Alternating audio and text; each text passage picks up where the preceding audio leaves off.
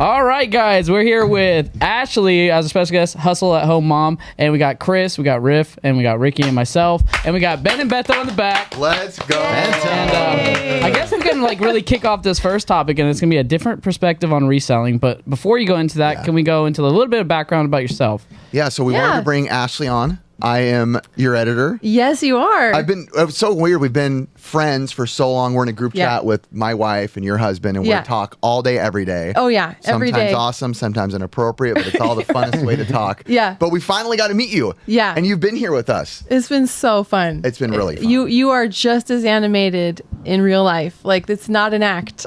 Well, he is this energetic and fun, and it's been just such a treat to be here. Okay, really. Well, you, Hustle at Home Mom on YouTube. Yes. Doing great.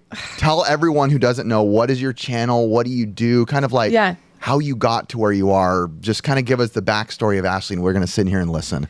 Oh, gosh. Okay. Well, I started reselling in like 2016. I just barely started. Like, I listened to a podcast and was like, I just want to go do it and try this. So it was about Amazon though. So I did some Amazon flipping from Walmart for a little bit, and then I started to flip stuff from garage sales and yard sales, and then I started an Instagram account in 2017, like January of 2017. I was like, well, let's just share some of my finds. If you don't mind me butting in, what was your forte of what were you selling mostly? I was selling mostly video games, actually, and books. Whoa. I know. Yeah, I know. I didn't know that. Did you? Really? I've sold about $70,000 worth of video games in my experience. I have, indeed. Wow. You're one of us. Phoenix Resale just blushed somewhere. One of the original waxers, dude. Yes. Okay, sorry, I had to hear that, but keep going. Yeah, no, I would do lots of textbooks. In fact, textbooks and video games were my big categories, and one of my big ones, like early 2017, was I went to like an elementary school closing down, or like a private school closing down, and they had all these textbooks in the back, and I was like, oh, how much? I had only like $200 on me. Wow. And they had tons and tons of textbooks, and you take the Amazon seller app and you scan like what they're worth, and I saw each book was like $100, $80, and they had like 20 of each one. So I had just a Kia Rio, and it was like heavy, like when I drove home, like it was like almost you were a low rider all of a sudden. Yeah. And I drove it home, and what's great about Amazon is you just scan it, put it in boxes, and ship it off to FBA. And so I did that, and it ended up selling for $10,000 because it was textbook season the next month. And it was amazing. Dude, so 200 into 10,000. That was a cool story until I did Whatnot with you. Now that's not a cool story anymore. She was very impressed by our Whatnot the other night. It was fun. Whatnots are crazy. So I want to know, what got you into, so you're starting out with video games, then textbooks. Yeah. Right now, currently, you're like a high-end clothing, women's clothing reseller. Yeah. You're on YouTube. What kind of jumped you into being like, I want to do YouTube? When did you realize you were successful? Like, kind of where did that all happen? How did it happen? Yeah, I definitely, I tried dabbling in both for a long time, Amazon and eBay, and I did both.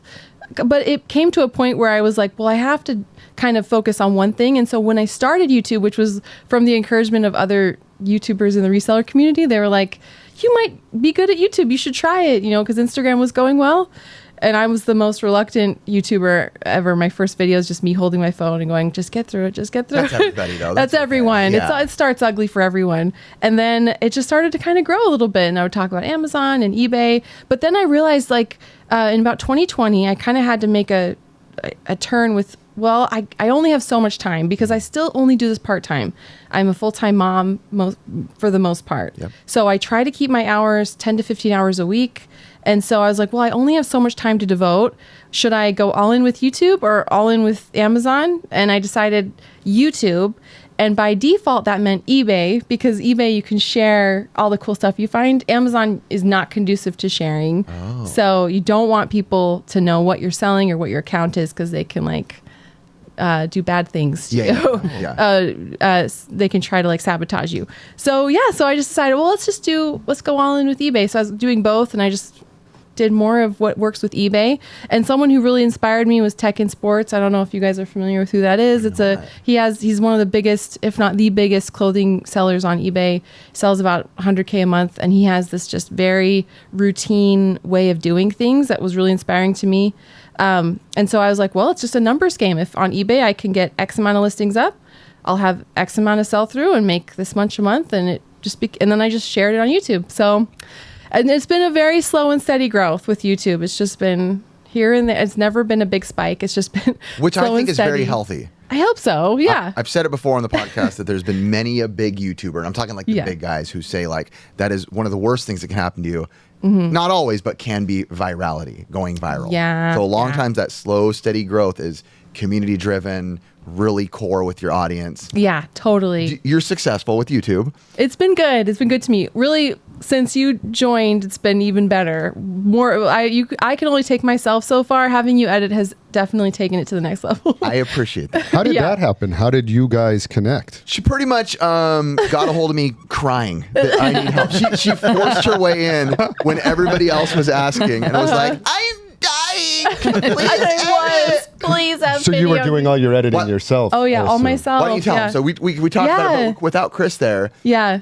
how did you find out that who I was? And you're like, oh, I maybe edited and kind of go into Oh, it. totally. I mean, well, when you get to a certain point with YouTube and with me, with my kids, I was like, editing took me, like, once I started really trying with editing and like taking all the courses and learning everything I could, it was taking me 12 hours to edit one video. And I was like, oh, this is, and doing that and then seeing the success from it and then knowing like, I'm going to have to keep this up. It got to be too much. So I started looking for editors and tried a few, and it just wasn't quite working. So initially I just reached out to Riff as like, can you just give me editing advice? And you found me through Caleb? Yeah, correct? Caleb. Phoenix Resale. I knew that Caleb used you, and I liked Caleb's videos long before I even knew Caleb and knew you. I just would text my husband like a link to Caleb's video and be like, I like the way this is edited. Little did I know it was fortuitous. Yeah.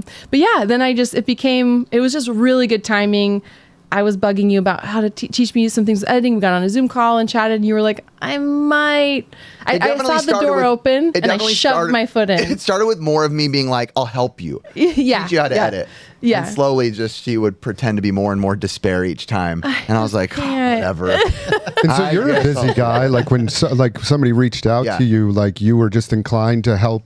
You must get that a lot. I would think. do. Yeah, She yeah. was the last of my like availability spots. So since her, basically I have 3 like main people I edit for, and I've dabbled in like adding a person or so here and there. And I'll be honest, I've had to kind of like drop them. It just didn't work. I couldn't do it. I couldn't keep it up. So basically like my main forte is now Rick, Caleb, and you. So it's Yeah. like, Wow. So you made the Yeah, cut. I can't even believe my luck. Yeah, just It's- waxing, bro. yeah. I'm just kidding. And I do try to be like, I know you're busy. Yeah, yeah. I don't have timelines. I'm like, Riff, whenever you can get to it. And even if like, I try to be a very easy You're very easy to client work for with. you, so Yeah. that it's not You're too no bad. Caleb. Well, hopefully, none of us are. Just kidding. I love you, Oh! Caleb. Just kidding. That's a YouTube All short. love Caleb. That's a YouTube short. That's a YouTube short for sure. Okay, so I guess like since you starting your YouTube channel, guess what like the evolution of your channel, like how has it changed since you started? Yeah, so I would just start. I was way too shy to like film in public. Oh my god! I remember watching your Way videos, too and shy. I would say something to you off, before I was editing film. You're like, I hate having a GoPro. I hate filming. She Yeah. still does use today. yeah. She did the same thing. It's like, Riff's like, Even you at your they store. care.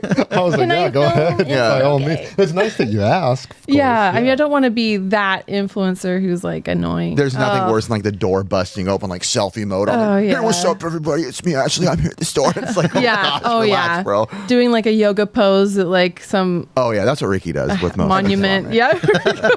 Just for the Instagram clicks. No. So I try to be respectful, but it is like a huge beacon of I'm filming, and it can be a little uncomfortable, but no one's ever said anything. But yeah, the evolution of my channel, I used to just talk about here's what sold, here's what I found, and just show, and I would just talk about it in my office, and that was doing well. I mean, it did fine. I was thrilled to make 11 cents a day on YouTube. Like I told my kids, like, I hit 11 cents. That's awesome. It's a very slow growth. And then eventually a couple bucks. I'm rich. We can go to McDonald's, Teach. We can get an Let's ice cream. go. And then it just starts to pick up, and you're like, wow, this is $1,000 a month. And then now it's beyond my wildest dreams.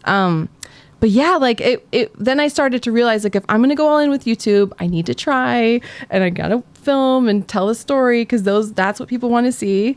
So once I started doing that, getting Lost Cargo, unboxing that with TJ, things started. I had one video that did do really well, and so then things started to just take off from there. What was Lost Cargo? So there's an auction house in my city that's like by the airport, where they have like lost luggage, and they take it, parcel it out, and auction it off to the highest bidder. I've always wanted And to do so it's so fun. I mean, it's gone crazy. So I was going to it without filming and without even talking about it, because it was so good. It was like, oh my gosh, I don't want this secret out. But then, which is totally fine. Yeah. 2 huge YouTubers, Hope Scope and Diesel Dave, I don't know if you guys, with millions of subscribers, went there, shared it, and then the secret kind of got out. The cover's blown. So I'm going to film the crap out of this. Yeah. Like, if everyone knows anyway, I'll just film and share and basically like copy their model of how their videos did well and go. And so I did that.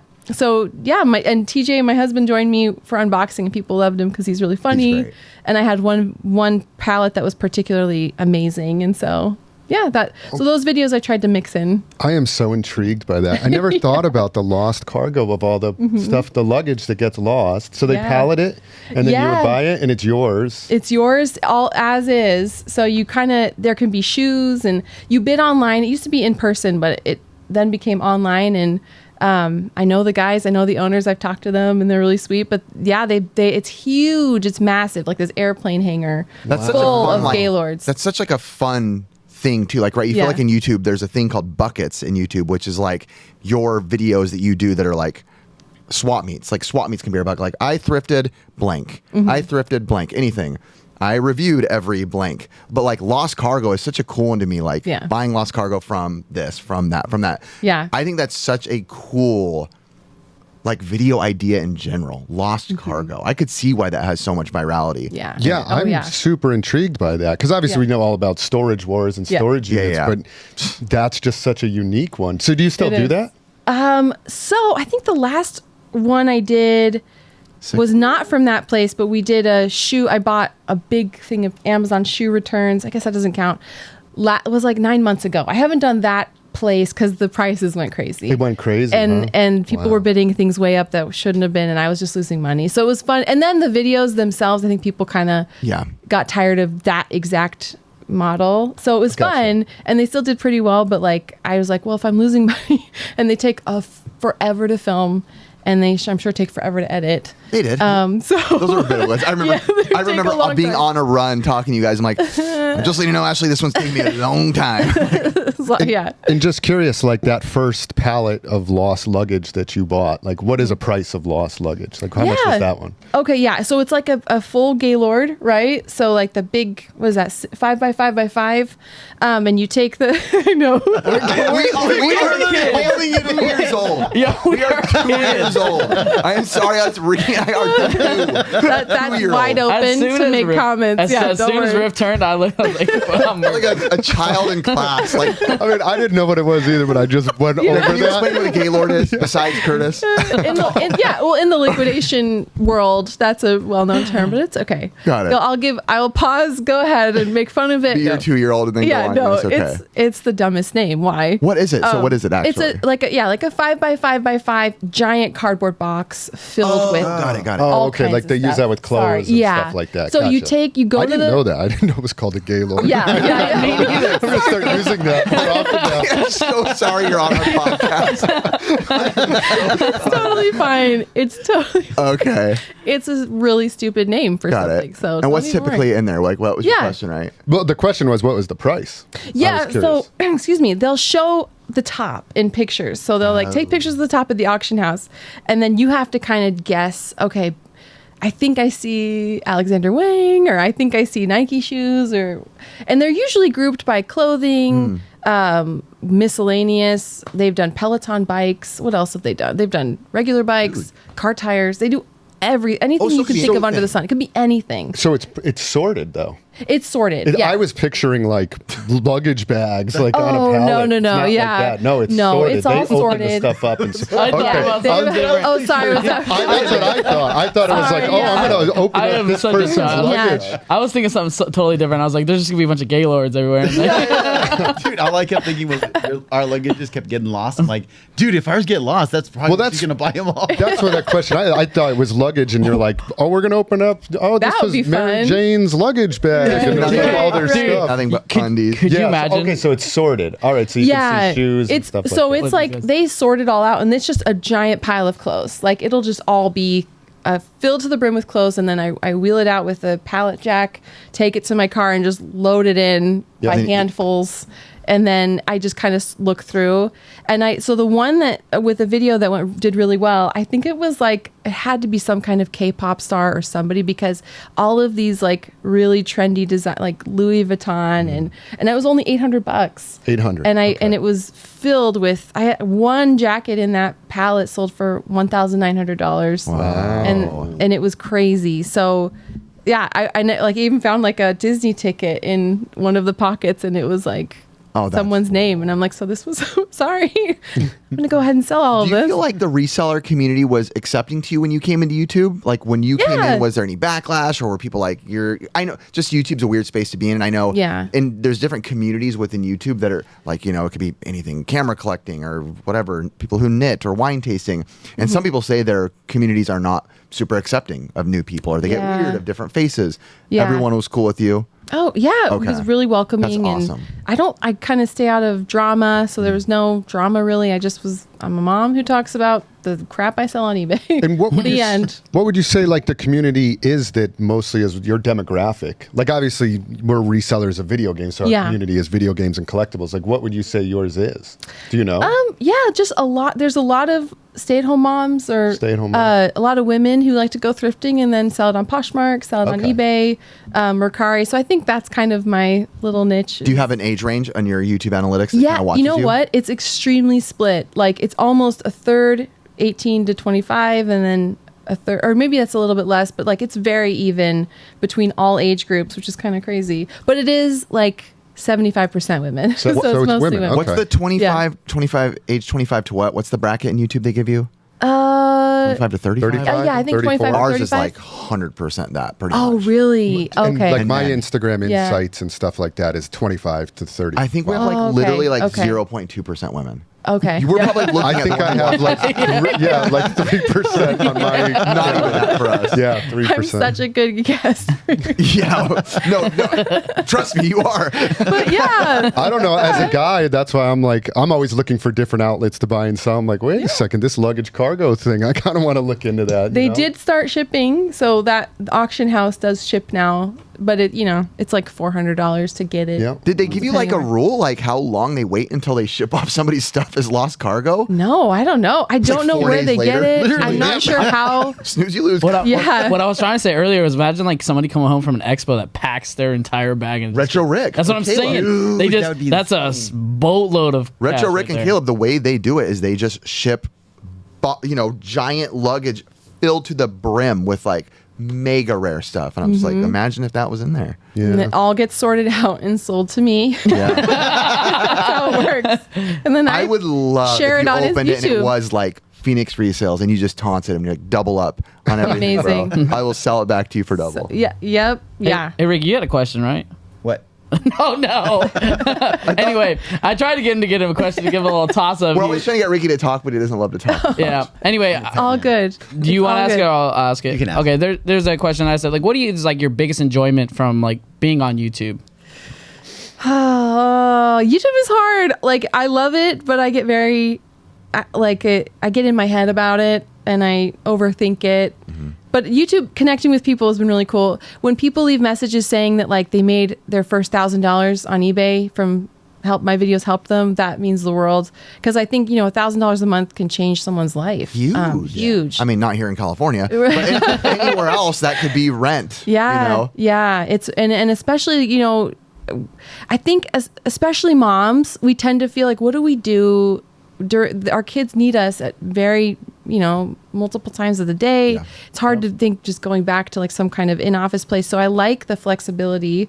YouTube is great for that. Like I can just share my little journey and share with people, hey, if you have kids at home, you can totally do this and totally make money, and it's fun, and if I can teach you something, that's great. I think your YouTube channel name is a great name, almost like an inspiring name for moms. That's Hustle at Home Mom. Like you are a mom, but you're hustling. You're not just a mom. You're making money. It's awesome. Majority of women are just always hustling. Yep. Well, yes. Moms especially. Hey, Shout out to the mothers out there. Are all hustling for my mom. Especially Curtis's mom. You know what's crazy? My mom actually works with me, and like she's literally been like a duty aide. She's done she's just like kind of followed me. A duty aide. What's a duty aide? Somebody that's like at a school that like takes care of kids and like actually monitors them like at lunch and stuff. Oh yeah. She basically like she was at my school. She would just kind of follow up like with me. I was good like, mom right there. Oh, mama's boy, all raised the a good way. one, Curtis. Oh, thanks, Curtis. Don't take my brother. And I guess other than the enjoyment, is there difficulties with also running the channel? Yeah. Well, what's the biggest difficulty? First, just to say, I never liked the term stay-at-home mom. Well, once I became a mom, because I'm like, I'm not staying anywhere. This is the hardest thing I've ever done. So I like that, like, you guys share that. Every mom is a hustler. Like, just because I do things doesn't mean I'm working hard or any different than any mom. My wife is technically a stay-at-home mom. She is constantly busy taking care of the kids, doing everything that I know I don't want to do. Like, it takes a village. Oh, it's so hard. You want to be there for them emotionally. You want to get them to their games. You want to like support them, teach them. It's a lot of pressure. So So what's your biggest struggle? Throwing that out there. And what's your biggest struggle in YouTube? Keeping the YouTube channel alive. What's the hardest part to keep you going? I don't know. I want everyone to be happy with my videos. So if I don't have like an idea that I think is good enough, I get in my head about it. Or I don't know, like I should not look at analytics after I put a video out, because it makes me, if it doesn't do as well, I'm like, what did I do wrong? So I'm competitive, and so I want to see my channel grow, and it is growing, but like with that comes, I'm very hard on myself and kind of a perfectionist with like, I didn't do the title right. I didn't do a thumbnail right. My idea wasn't good. And then I kind of get doom and gloom. Like, does this mean my channel is falling off the face of the earth? Is everyone not interested in reselling? I don't have a wide enough net that I'm casting, and so I think that spiral. Yeah. So that's really every YouTuber struggles the minute you see that 9 out of 10. So for those who don't know, when you put out a YouTube video, it'll tell you where it ranks in your last 1 out of 10 videos. Yeah. And every YouTuber, when they see like a 9 out of 10 or 10 out of 10, never talk to them that day. No, they're bad just day. like, I hate my channel. I'm over it. Probably delete it tomorrow. And then you get a text 2 weeks later, number 1 out of 10. Right. This is I'm viral. It's like this, dude. You're emotional. And it like doesn't even matter. Like I've had so many videos 8 out of 10 for like a week, and then they just jump. Like they just have this longevity. You never know. So, and 1 out of 10 videos that just tank. It's so dumb. Oh, I've had so many 1 out of 10s. It starts out hot, and you're like, this is it. This is gonna go nuts. And then it hits that mark where you normally hit, and the rest is straight down. Just nothing. Yeah, it doesn't take off. So like I said, you guys are in a niche where it's like residual views will always happen. So just put your content out into the ether and let just people enjoy it. That is the greatest. That's good advice. Advice right there. Really. Just put out what you love to do and let it out into the ether, and if people like it, they like it. Yeah, exactly. One other question. I just wondered, when was the last time you sold a video game? When are you completely out of that? I bought a brand new sealed what was it? Super Smash Bros. For Wii U. Okay. At a yard sale. It sold for like $30. Oh yeah. How long ago was that? Like a month ago. A month ago. Oh, so I'll you still pick do them it. up. Oh yeah. Okay. Oh, if I see video games, I'll totally grab them. I'll be like, I know that's worth money. And at the bins one time, the Goodwill bins, I saw like a Harry Potter Goblet of Fire GameCube game cartridge, or no, sorry, the case. I opened it up and it was Zelda Twilight Princess. Nice. Oh, that's a good one. Yeah, it was Twilight Princess for the GameCube, which is a great one. So I was like, I knew at that moment, because I had all that experience. Like I had gone back when I was doing video games, I would go on Facebook Marketplace all the time, had all the alerts, and I remember picking up a GameCube plus like 5 of the games like Mario Kart and Zelda, Wind Waker, and Twilight Princess and all the others, and it was like $50 for the bundle, and I sold all of that on Amazon. And so back when I was way in that, I was totally nice. picking them. That's what we do here on this show. Nice. I know what he was fishing for. He's like, when's the last time you bought a game? Oh, today at your store. Today at your store. He was looking for promotion. Looking for a drop. We did. And it was my kids. Honestly, my kids love your store. Oh, thank you. If you guys are in the area, Connecticut here. Connecticut, yeah, 2 here. It is so fun. I'm charging Chris for this minute. I'm charging Chris. I'm charging Chris for this minute. Next topic. Next topic. And by the way, go to SoCal. Yes, go to SoCal. That was awesome. All right, we're gonna go on our next one. It's gonna be a lot more fun stuff. It's gonna be ranking 1990s Christmas movies. Not only 1990s though. What Christmas movies in general, Oh, bro? We got you guys a list of all lists. You got me at the 90s though. You got me. So it's Christmas time. It's time to be nice to the people you can't stand all year. Sorry, old Blink-182 song. Yes. We're gonna leave a lot of faith to Ben back there. We're in a new system, so Yes. Our hands for Ben. yeah. Bento. So we have a new system. We're all in 4K now. But what happened is we have to run it through like a different program, so it's kind of hard to do the ranking thing. So Ben's going to do his best. Ben, click on any Christmas movie back there, and we will talk about it. We're going to rank it. And anybody who doesn't know, S is the best, F is the worst. Okay. Ooh, Santa Claus with Tim Allen. We are going to let our guests go first. Oh, thank you. Tell us about Santa Claus. Where do you rank it? Oh, I gotta say, my brother and I. I have a younger brother, Dan. He's a dentist in South Carolina. He's one of my best friends, and he and I grew up watching these kinds of movies together. And so we quote Santa Claus all the time. When it's the dumbest quote, but when he's like, "Plain milk is fine." Oh, I love it. Yes, they don't have chocolate. I love it. So whenever we're disappointed, plain milk is fine. That's great. So this has to be, I think, A. Okay. I don't think it's.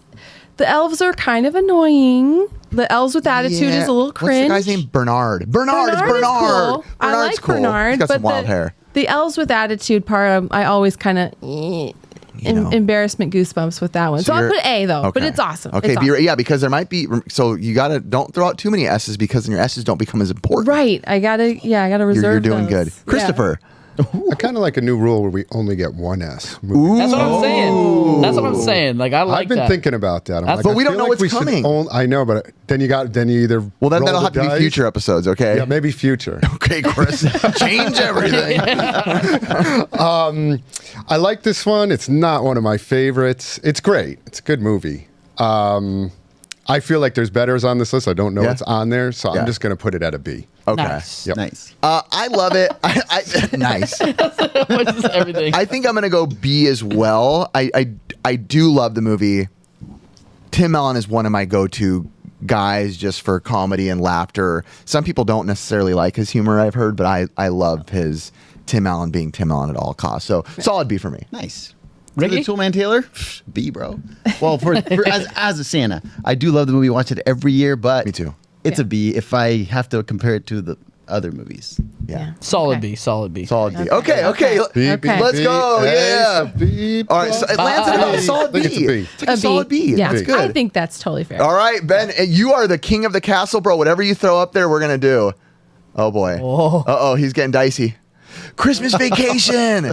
Let's go. Chris, you want to start this one off? Man, I haven't seen this one in a long time. What? You're a horror guy. You need to I just am step a out on horror this one. guy. I know. I have select. Are these Christmas horror movies? that I really like. How many people die in these? This isn't Krampus. Oh my gosh! I Does love Satan make an Krampus. appearance in this movie? I hope Krampus is on this list. I It's love not, I'm sorry. It's not a loving Christmas. one of my favorite Christmas movies. It's been a long time since I've seen it. I do love Chevy Chase. I'm going to put this one as a B as well. B. Okay. I'll jump in. Solid A. I super love Christmas Vacation. The comedy in this is just enough slapstick to where I want it to be. It's not over the top slapstick. It's not a little too chill with it. And I'll be honest, I'm not a big it's not Christmas National Lampoon's guy. I know a lot of people aren't like that. I'm not a huge National Lampoon guy, but I love this one. Such Dude, good character. I saw classic. the car on the freeway where the grandma's like wrapped up. It's like the prop car for it, and I was like, dude, that's the prop. Yeah. Oh, okay. And no, it wasn't the grandma wrapped up on it, but I it was, was like, a like, little dude, confused. no. But I was like watching. I was like, is that National Lampoon? It was like the exact replica of the car where they have the grandma tied to the top. So I was like, dude, that's it just brings you back to it. Ready you for know? a weird fact too? I love the way he looks in hats in this movie. Chevy Chase. That's a weird thing to say, isn't it? Okay. But every time I watch the movie, I think, man, he looks good in hats in this movie. It's weird. Sorry, guys. So it's a thing. I'll go with B. Yeah, Ricky, how about you? Who, me? Oh, I'm a B on this one too. It's great. I laugh hysterically. Like, it's so good. But I feel like it's more adult. It is a little more I'm just adult. like, whoa. Cousin I Eddie. watched this as a kid. I love Cousin Eddie. Oh, it's so I good. love Cousin Eddie. He just reminds me of Curtis. Dude, stop. Stop. Ashley? I don't care. Trash it. I don't. Let's I go. don't- Trash I it. give it a D. Trash it. We're all for Sorry, trashing a movie. D. I don't care for it. I just didn't. It doesn't. I don't know. It just Chevy Chase doesn't really hit my funny bone. Got it. I have heard he's also not a nice guy in real life. That also affects my. I don't know. It shouldn't, but it kind of does. So I don't know. I only just recently watched it like a few years ago for the first time. So I had never seen it, and I You have no nostalgia don't know. for it. No nostalgia for it. Yeah. So So D. I just didn't really care for it. I wouldn't really see it again. So yeah, I'd say D. That's a D. That's Sorry. all. That probably put So Julie that's onto a the C. C. Yeah. That's probably the first time we're doing this right. He's like dragging it as we talk. So Yeah. he's kind of like leveling it where it needs to go. Thank you, Ben. All right, Ben, hit us up with the next one, bro. Save one of the good ones for now. Do whatever you want, bro. Ready? Here we go. Here it comes. Oh, I'm nervous. Oh, this was an Ashley pick. We talked about this before. Oh, yeah. I think you're gonna have to talk about this one. This is S tier. Sorry. S. It's so Wait, don't say beautiful. sorry. Oh, no. It's the best. Oh, it's so heartwarming and it's so hopeful. And it's just such a great message. I can never see this movie too many times. I just think it's a beautiful message and it's great. It's iconic. I will say A for me. It's Okay. I did what I've always wanted to do. So there's a theater. Oh, I showed it to you when you were out with my wife and I. yeah. That downtown theater that's like an old theater on an island. Yeah. They show old movies, and I got to watch this a few years ago there Wow. during Christmas time. Vintage theater. Yeah. I got teary eyed. It's just such a Yeah. good message. I feel like it's kind of what you want in a Christmas movie. You want to It walk is. away and be like, wow, I feel warm and fuzzy beyond all levels. So solid A for me. Totally. I wasn't expecting this one to be on the list. I mean, I haven't seen this in a while. This is such a good movie. It's such a wholesome, like you said, wholesome, just classic Christmas movie. I couldn't give it any less than an A, I feel like. Yeah. But I still feel like there's better ones for the S for me, but A for me. Listen, we all know we're all waiting for Home Alone, okay? Let's just be, I'm sure all of us are just waiting for Home Alone. So. I'll give it an A. Okay. What a great movie. I legit can't remember this movie. Wow. Yeah. I'm no good. I watched it, but I really can't remember because, dude, I have kids. No, they don't want. I'm like, let's watch this. They're like, no, let's watch. My something kids else. like My, it, my Ricky. my kids loved it. I Should see, try- That's your Ricky. homework Well, to that's go why I don't watch want to grade it. I feel bad if I'm like, Yeah. I've never seen it, so. It's it's from the 60s, right? 60s. Maybe even Right? earlier. I think it was maybe 50s? might be 40s. Show your 40s? age, I think guys. it might be 40s. I'm going to say even a little earlier. I'm going to look right now where it's Was from. We know. I don't know. I could be Maybe wrong. it's 50s. Curtis, you're Like up. End of 50s, Huh? maybe? You're up. Oh, I said I've never seen it, so. Curtis is 12, don't forget. so Ready? that puts it at a solid A. 58. 58. Everybody throw out your guess what year. Was it 1958. You could take a solid guess. Let me buy the cover. 45? 47. 46. 46. Wow, 1940. What a So- great Yeah. movie. Yeah. Wow. Oh, I'm going to go watch this thing. And cry. that it's last the test of time. I mean, it's still a classic after all these years. It I think is. that speaks volumes, you know? Yeah. All right, Ben, we're going on to the Ben. next one. Surprise us, baby. Hit me, baby, one more time. We got Muppets Christmas Carol. I'm going to start. Solid A. I love a Muppets Christmas Carol. So obviously, if you watch Christmas movies or ever, there's a bazillion Christmas carols. There's Yeah. some of the amazing ones. This is one of my favorite. Why are you laughing? He's making me laugh. We're laughing. I'm just laughing because it's Curtis, just not we my- have souls on this podcast. We like these old movies, all right? I love Muppets Christmas Carol. Solid A. Beautiful movie. One of my favorite Christmas. It's my favorite Christmas Carol version. Yeah. Ashley, I'm going to go to you because these Yeah. guys don't Yeah. take my life Curtis, you're just seriously. inching right up my blacklist. Yeah. Now She it's told a me in the parking lot wonderful she doesn't life. like you. I mean, this is just it's rough right Yeah. now. No. A. This is an A. I do think this could be. It's argued that this is the best iteration of A Christmas Carol, which I also like to read every year. I love the story. I love Dickens. So yeah, this is an A. A really wonderful adaptation. Beautiful. Yeah. Chris? I have not seen this since like I was probably a little kid. Who plays Scrooge? I don't even know. I forget his name. It's Michael Caine. Michael Caine. That's Michael right. Caine. Which Yeah. character? He's Is not it- a Muppet. He's it's not. a real He's character. the real. Oh, it's life. the real. But the rest are all the The rest are Muppets. Yeah. So I would feel bad rating this one because it's just been so long. Then don't do it. Don't- I'm not don't going hurt to. it. Okay. I won't. Oh, well, that looks like that's everybody in the room. Looks like it's a solid. All right, what's your guys' rating? See, C? yeah. Oh, I thought he was saying C because he's Mexican. No.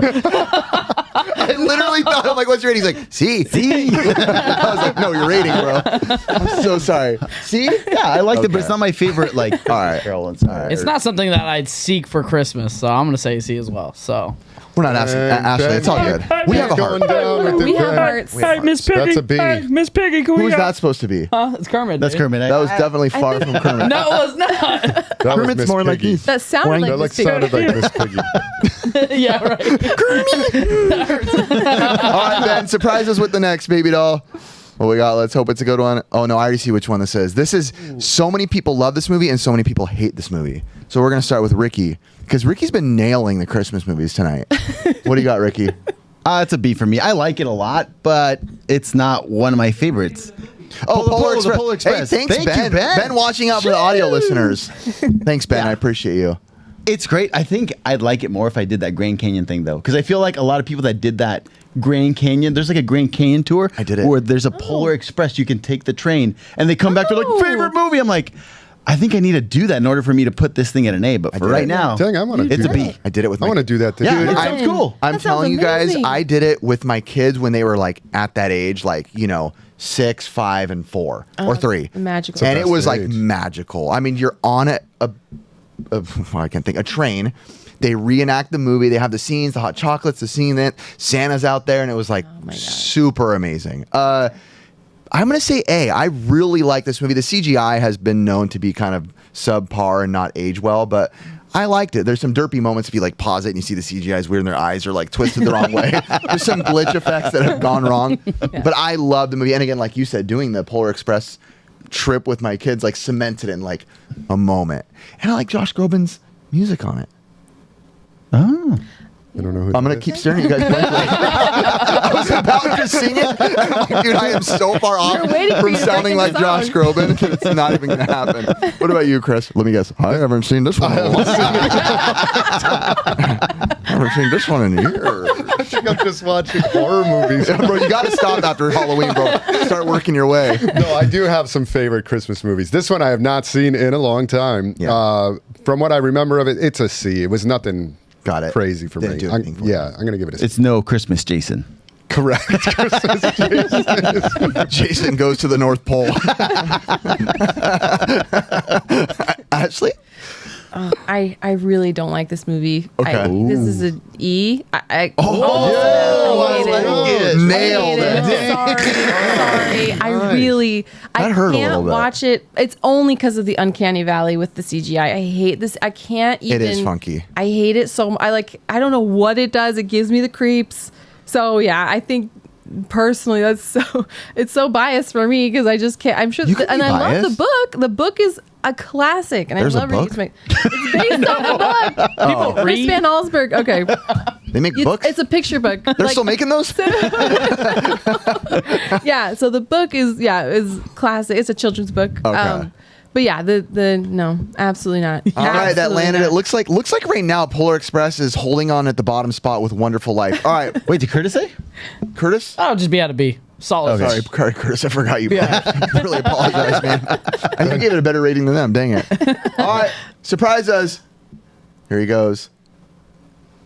Oh, I know. I know the Ricky's. suspense. Ricky better luck this one because I know his children. He double tapped. You can delete one. Ricky, Charlie Brown Christmas. I'm curious what yours is because Yeah. I know your family is a Snoopy loving family. If it's my kids, they would put this at an S. But me, I think I've watched this so many times that I'm going to keep it at a B. I love it, but I can't watch it over and over. And I used to really love it. Like I would probably put it in A, but my kids. But great movie. You have to watch it. You have to watch it every Christmas, no matter Curtis? what. Yeah, solid A. I like it. Solid A. Yeah. I'm a Ashley? big Charlie Brown fan. I think a B. I think it's great. but it's good. I'll watch it with my kids, but I'm not like, oh, I have to watch Charlie Brown. It's messed up, bro. Yeah, sorry. Nice. B? Yeah, nice. Have you seen this one? No, I have seen this. Son of a gun. I'm not going to lie. All these movies we've shown, except for A Wonderful Life, most of these are ones I have not watched in years. Wow. The Christmas movies, which I hope are on this list coming up. There's not Die Hard, Chris. Sorry. Or Gremlins. Die Hard, Gremlins. There was too much like controversy of people. It never is solved, so I didn't put Die Hard. Go ahead, get it out. What's Die Hard? Go, hurry up. That's an A. Okay, A go or an S. Gremlins. What is Gremlins Gremlins? is S. Okay, there we go. my Shut gosh, up. Now let me shout out to all my believers out there. I'm gonna go S because it's the only movie I know that still to this day tells the real meaning of Christmas. Yes, happy, joy, family. Yes, love, all that. But I'm talking about the birth of my Savior. So I'm going S. Oh, I like that. That was great. Okay. I went to Knott's Berry Farm recently, and they like did the whole thing. The ice thing, right? Yeah, I was like shocked. awesome. I'm like, No way. oh my gosh, I'm surprised like people weren't rioting. They were like reading and the real meaning of Christmas. And I was like, Good. let's go, Charlie Brown. I love you. They know my people. So yeah, absolutely. For me, it's an S. But I cool. truly love it. Aside It's from that, great. I love like old animation Christmas stuff, like the super old, like they're not trying to get you with humor. It's just they're okay with it being quiet for a while. Yeah. They'll walk and nothing's happening. They're just walking. It's just a timeless like cartoon. Timeless. Yeah. All right, Ben, what we got next? Die Hard. I mean, did I make all Only you feel bad? Christmas movie. Oh, speaking of the timelesses, right there. So we put all three of them there. This is the Frosty the Snowman, Santa Claus, and Rudolph. Basically, the claymation originals. I'm going to go straight to Chris, who probably hasn't seen them. Man, no, honestly, actually, I watch Rudolph the Red-Nosed Reindeer every single year. This is one of my favorites. I absolutely love the claymation. I'm just a big fan of claymation in general. I've always loved it. But this one in particular is one of my favorites. So this is an S tier for me. I absolutely We broke him, people. It's one of my all-time favorites. The other ones, let me think. Santa Claus is Coming to Town. I haven't seen that one in a while. Frosty's good too, but Frosty's Rudolph great. to me is the best one. Yeah. What is the abominable snowman they call it? What is Abominable Snowman. Yeah. I thought he has a different name too. No, and then Yukon Cornelius is the guy. love that Yukon guy. Cornelius. And I love that the guy. Island of Misfits is awesome. The Island of Misfits. Wasn't he called a Bumble? Isn't that Yes, the Bumble. Bumble. And then also there's in the Burl Ives sing Frosty the Snowman and stuff. It's Burl Ives. It's so good. It is so good. So this is an S. I'm gonna jump in Got an with you S. because I'm already here. Yeah, S for me. It's a timeless. I'm a huge timeless guy. I'm emotional in every Christmas movie, so I love the old ones. Hardcore S for me. The claymation. Yeah, What a and lost when did art. this come out? I don't even Oh, know. Was this gosh. 70s, 80s? I'll look that up. 80s, Yeah. maybe early 80s. Yeah. And they were 70s TV or 80s, specials. Yeah. That's what they were made Were for. Like they on, really? I think ABC TV specials. Because they're really short. When I watch it, I'm like, well, that was like half an hour and it's over. True, Yes. Pretty true short. underdog story by Rudolph. That's what I loved about it. Yeah, man. Rudolph made the way. All right, you go ahead and rate it. I'm gonna look up when this is from. Who knew she was going to be the most brutal? I'm so sorry. Go ahead, She pass doesn't it. like Christmas. It's been a really long time since I've watched them because maybe when my kids were really little, it's not one that we go to all the time. But they're cute and I appreciate them for what they represent in the culture of Christmas. Culture of Christmas. I don't know what. I'm gonna pull a Chris here. I don't know that I can really rate it because I haven't really watched them a ton. Maybe in passing with my kids, I didn't really grow up with them. Okay. So Pulling a Chris, that's a new one. I'll pull Chris and say I What is haven't that, like seen pleading it. the fifth? And not Yeah, talking? I'll say that. By the way, That's not fair. 1964, by the way. Okay. Oh, okay. Wow. Okay. That's from the Even more 60s. respect then. Wow. Yeah. Wow, I Okay. did not realize. It's also the year the Crazy. Beatles came to America. Another fact. I don't know why. Ricky, what you got? I only watch Rudolph, truth be told. The other ones I don't really watch, but Rudolph is so good. You really didn't watch Frosty, huh? Frosty's I good. would Frosty's watch a really Frosty. good. Yeah, I would Frosty's watch really Frosty, good. but I'm not like Rudolph. I have to watch every year. Frosty, I can skip. The reindeer droplets. So good. So The reindeer poop. A. I'm an Sorry. A. Okay. What's it like not to be able to relish in our love of this? So sorry. Well, that's just like what between an A and an S, like perfectly. Ben's on it. Yeah, the Ben, SS. I thought actually was going to say, is there something worse than an F? Ben, is that the top dog right now? Curtis, what'd you give it? A. A? Don't put it past SS? me. I have an S. I might. Ben, is that the top dog right now? I think so. Oh, Yeah, wow. let's go. Hit us, bro. Hit us with another. I know there's 10 total. 1, 2, 3, 4, 5, 6, 7. These last 3 will go a little quicker. Okay. What do we got? Ben's going. He's going. The suspense gets me every I know time. what he's going for. Nope. Oh, no, can't I don't. see. I don't even know what that is. I can't tell what that one is either. We're not looking. Oh, a Christmas Story. Oh. We'll go Ashley. This is your redeem yourself. S. I've watched this so many times. It's so classic. I quote it all the time. It's the best. Best. shoot your It's not. This is like my. It's not Christmas until we've watched it. So. Oh. 100%. I remember I edited one of your videos one time, and TJ, your husband, came out in like a onesie. Yeah. And I did the that's edit right. where of the Yeah, kid yeah. walking out with it. Ralphie. Ralphie. Yeah. Did you know that Ralphie in the movie is an elf? The movie? Yes. He's Yep. one of the main in the elves. beginning, right? Yeah. Yeah. He's one of the Very main cool. elves in it. So oh, yeah. S. Love it. So classic. Iconic. S tier. Nice. I'm gonna go A for me. I'm almost right there with you. Oh, Chris, well, relax. We all know Home Alone's coming, right? A for me. Love Yeah, them. it's It's one of the most iconic. And my son actually owns a replica of the same box, same everything, the Red Rider. BB No gun, way. Yeah. Not like the I one you thought you bought were at going to say Walmart. the lamp in That's the very window. cool. Everybody had that. All of the legs. Yeah. Yeah, I have the broken glasses for sure. Chris? This is an S. I love this movie. Whoa. I watch this every year. Absolutely love it. To me, it's might be my favorite Christmas movie, like of all of them. Yeah, Great. I love the story, the message, the humor of it, Ralphie, everything about it. S. Solid. Ricky? I'm going to say D. I'm just kidding. Bring it No, down. it's an A for me. It's so good. So good. Sorry. I love it too. I love it. I just love it. Solid B for me. So Solid B. on to the next one. I literally laugh when the kid gets his Chris tongue is like, stuck. keep this moving. Keep this podcast moving, boys. I triple double dog dare ya. All right, what do we got? Oh, this is definitely one of the big boys. Santa! Wow. Santa! You're up, Curtis. Dude, this is my S. This is your I S. will watch this over and over and over until like I get tired of it, which Until you which feel is never. emotion. Yeah. What? I'm telling you, I'm a huge Will Ferrell fan, and he just played this part perfectly for me. So good. Ricky? Dude, S tier for me. Me and Nicole this is the one movie like we'll watch and we won't get up. We literally sit through it. Congratulations! Oh, I put that in your video many Dude. times. That's my favorite. I'm singing. I'm here. It's so good. It's great. For me, an A, solid A. I remember watching it in theaters actually when it first came out. It's become A, and I think that's when like the internet fell in love with Zooey Deschanel. Oh, that's true. not the internet, just the world at that time. I remember she became like the thing for a while, and I think that movie was one of the first Totally. pushes for that. You go, Ashley. Are you pulling a fifth? No, I'm Being a gentleman? yeah. Oh, not why, allowed, thank man. you. We don't do that here. No, just kidding. Yeah, I think A. I think A is good. Jon Favreau's amazing. Love Will Ferrell. Love Zooey Deschanel. Yeah, I think James Caan.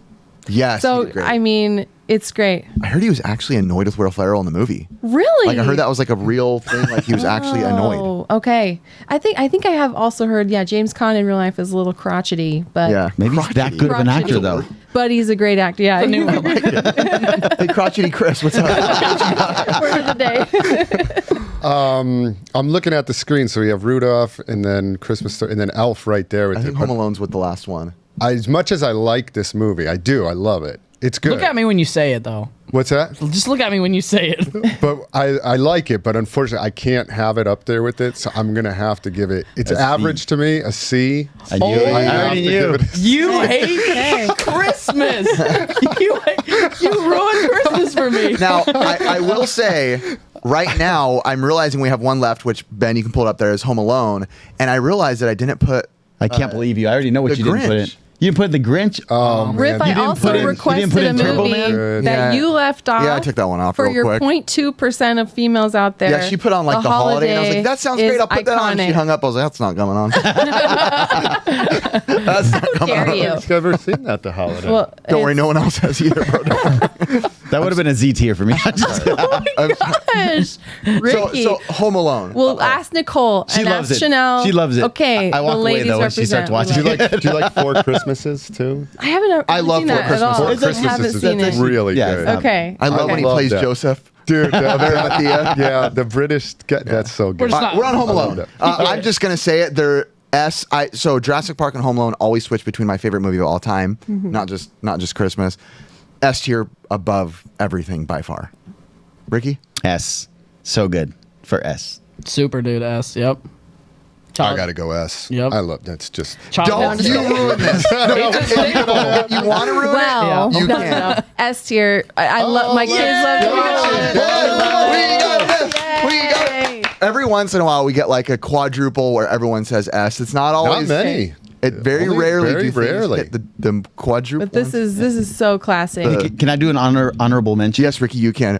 You know what Santa it in is? the Hood. Jingle All the Way. I love that movie so much. Oh. Yeah, if we had all the time in the world to name every Christmas I movie, know. we We're would, just like but- shut up and move on. Prancer's pretty good. I like Prancer. Prancer's Klaus, the new one, Netflix is really Yeah, good. Chris was I've into heard that that's Black good. Christmas one, that like Black the Christmas horror. is good. It's a horror movie. That's good. I haven't seen that. So number one is Home Alone, Oh, no, I and have. right at the bottom is Polar Express, but only National Lampoon's barely beat it, which is surprising. But Home Alone, top dog, fully all the way. So that was that. Let's go. All right, we're gonna go into our next one. It's gonna be YouTube resellers are not true resellers. Oh, so yeah, this was an interesting one. Ashley brought this up to me, and I when you said it, I was like, does that make sense? But as you said it, I understood what your dialogue was, and that's you are somebody on the internet, right? You have a following, right? So do other resellers online. They have a following. Yeah. So I have seen it in plenty of comments from people going, that's not fair. That doesn't count. The way Yeah. you resell, it's not realistic. Yeah. You yeah, portraying it to the internet isn't real because Sally Joe that has no following, people aren't looking for her eBay. People aren't doing this. They're not trying to necessarily, they're not able to use their fame or whatever you want to call it, in any sense. Yeah. for Or Sally sales. Joe. Yeah. Sorry, Sally Joe. Or they're just doing it for the views. Like their number one goal or their priority is YouTube, so they're only doing it just to get views, whatever gets the view. Got it. And that means they're not really trying to resell and grow a reselling business. Yeah, that was my thought. So explain I to me, get that like, comments. give me that meat of that conversation now when you brought it up. Like, where did Yeah. you want to kind of dive? Yeah. Are you defending it? Like, I'm not I don't really, or are you know. like, no, I am a real reseller? Yeah, it's really interesting. I think they have an interplay with YouTube and reselling. Like, I know that YouTube and wanting to keep up with the content definitely keeps me accountable for my reselling business. Because, like, if I don't have cool stuff that I find and share, then my YouTube won't. They kind of like grow hand in hand. Like, if I have a really good resale business, then YouTube tends to be more successful. But I think it would be clear if I was faking it. And I don't know. I don't think my YouTube would be successful if my reselling business wasn't successful, and but also vice versa. YouTube has absolutely helped me. People buy from my store, and it gets more eyes on my stuff. It makes me want to run a thriving business and not. I don't know. So I think they are interwoven. I will say though that some of the biggest sellers I've ever met don't have any social media. Probably most of the biggest sellers I know don't have any social media. They don't have time for it because they're all in with their business. So for me though, as a part-time, I'm a mom. It's awesome because YouTube, like adding that to my business model, has helped me have more income with the same amount of hours. So I think it just makes financial sense to have both working together as best they can. I don't know. Do you think you ever like could put a number on like percentage of people that you think buy from you who are in fact, because you're hustle at home mom versus just, oh, hey, I found you and I like your stuff on the internet. Right. So actually it's interesting because on eBay has an analytic that is the impression click-through rate, meaning like, so I get a lot of people that click on my store but don't buy anything. They just want to look. Because and that they're actually looking up. kind of hurts my store because my conversion rate's really low for like how much I'm converting based on how many are looking. So so that's almost like, so that's like one side that's kind of not so great, but at the same side, on the other side, I do get people I would say 25% of my sales come from social media in some form. Okay. Whenever I post a video and I'm sharing things, I'll always get a few sales coming through from, oh, hey, I saw you, and they'll message me and I saw you on YouTube and I love your channel or whatever. It's so nice. And I try to, write them a little thank you or put a thank you sticker on and make sure they know I'm really grateful. But yeah, I think, so I don't know. But I do think there are some people who only, well, maybe not in the reselling community, but just on YouTube in general, their only priority is to get a click.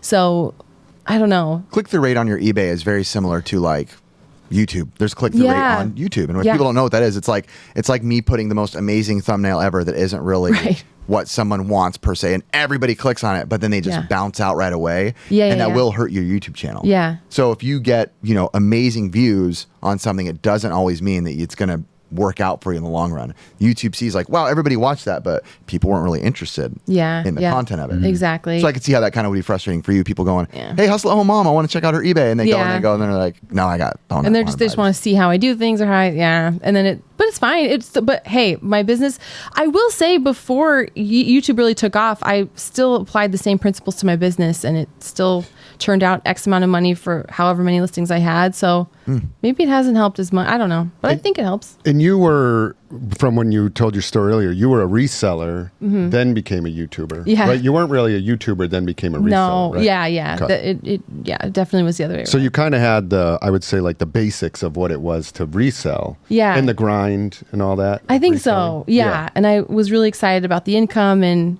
it is exciting to share with other people. I want people to know that there are options. Because I grew up very poor.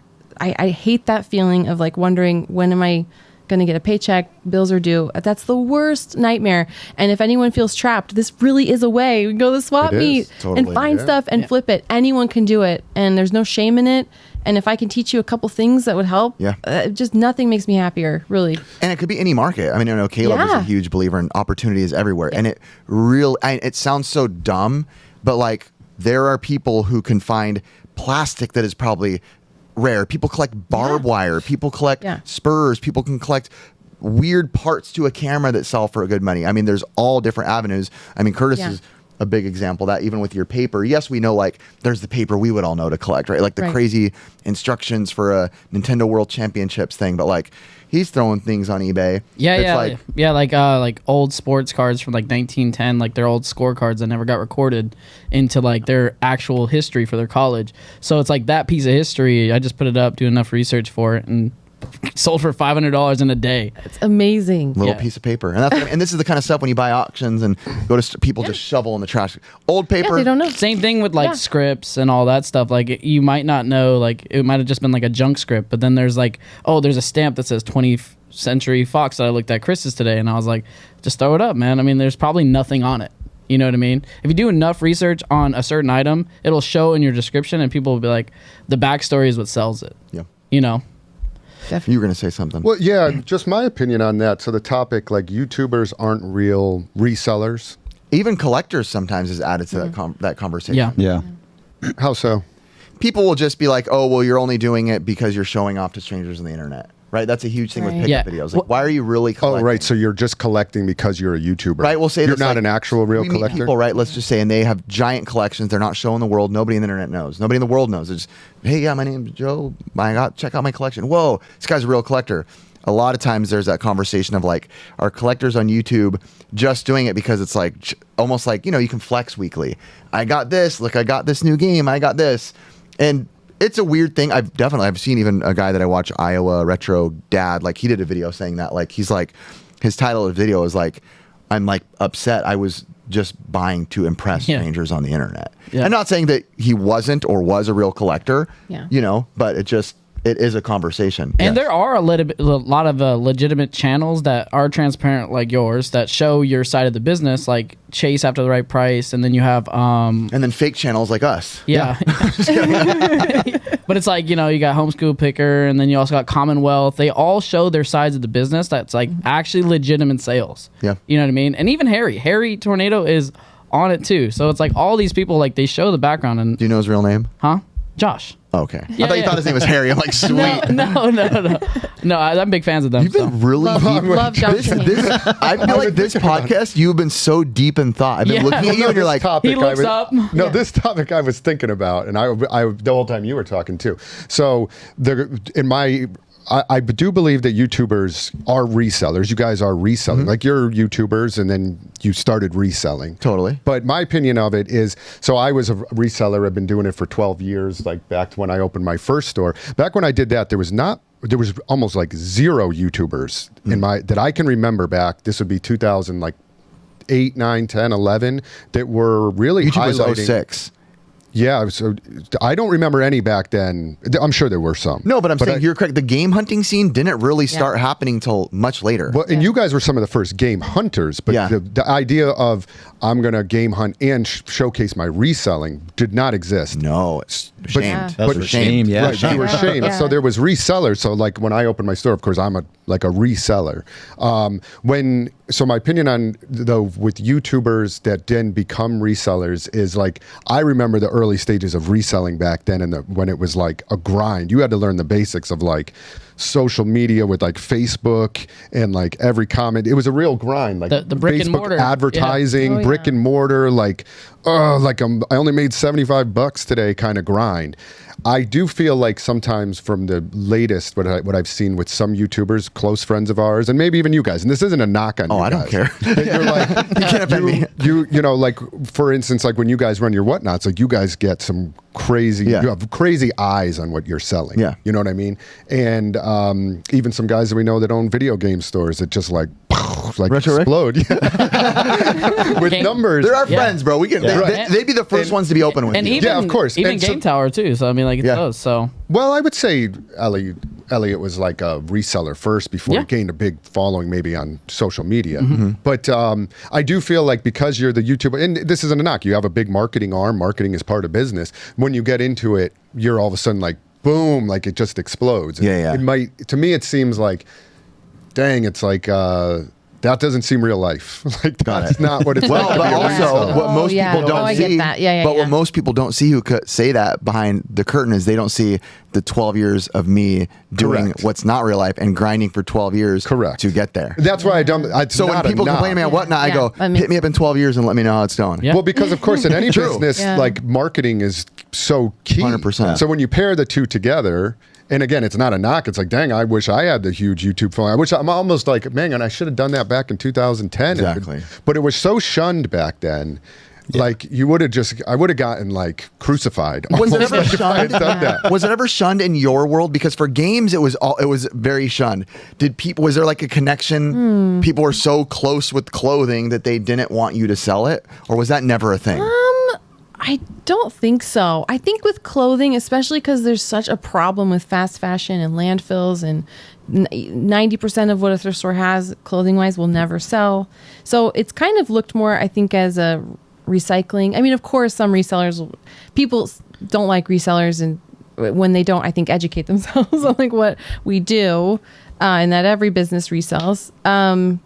But yeah, I think it's shunned as far as like it's not the most glamorous job.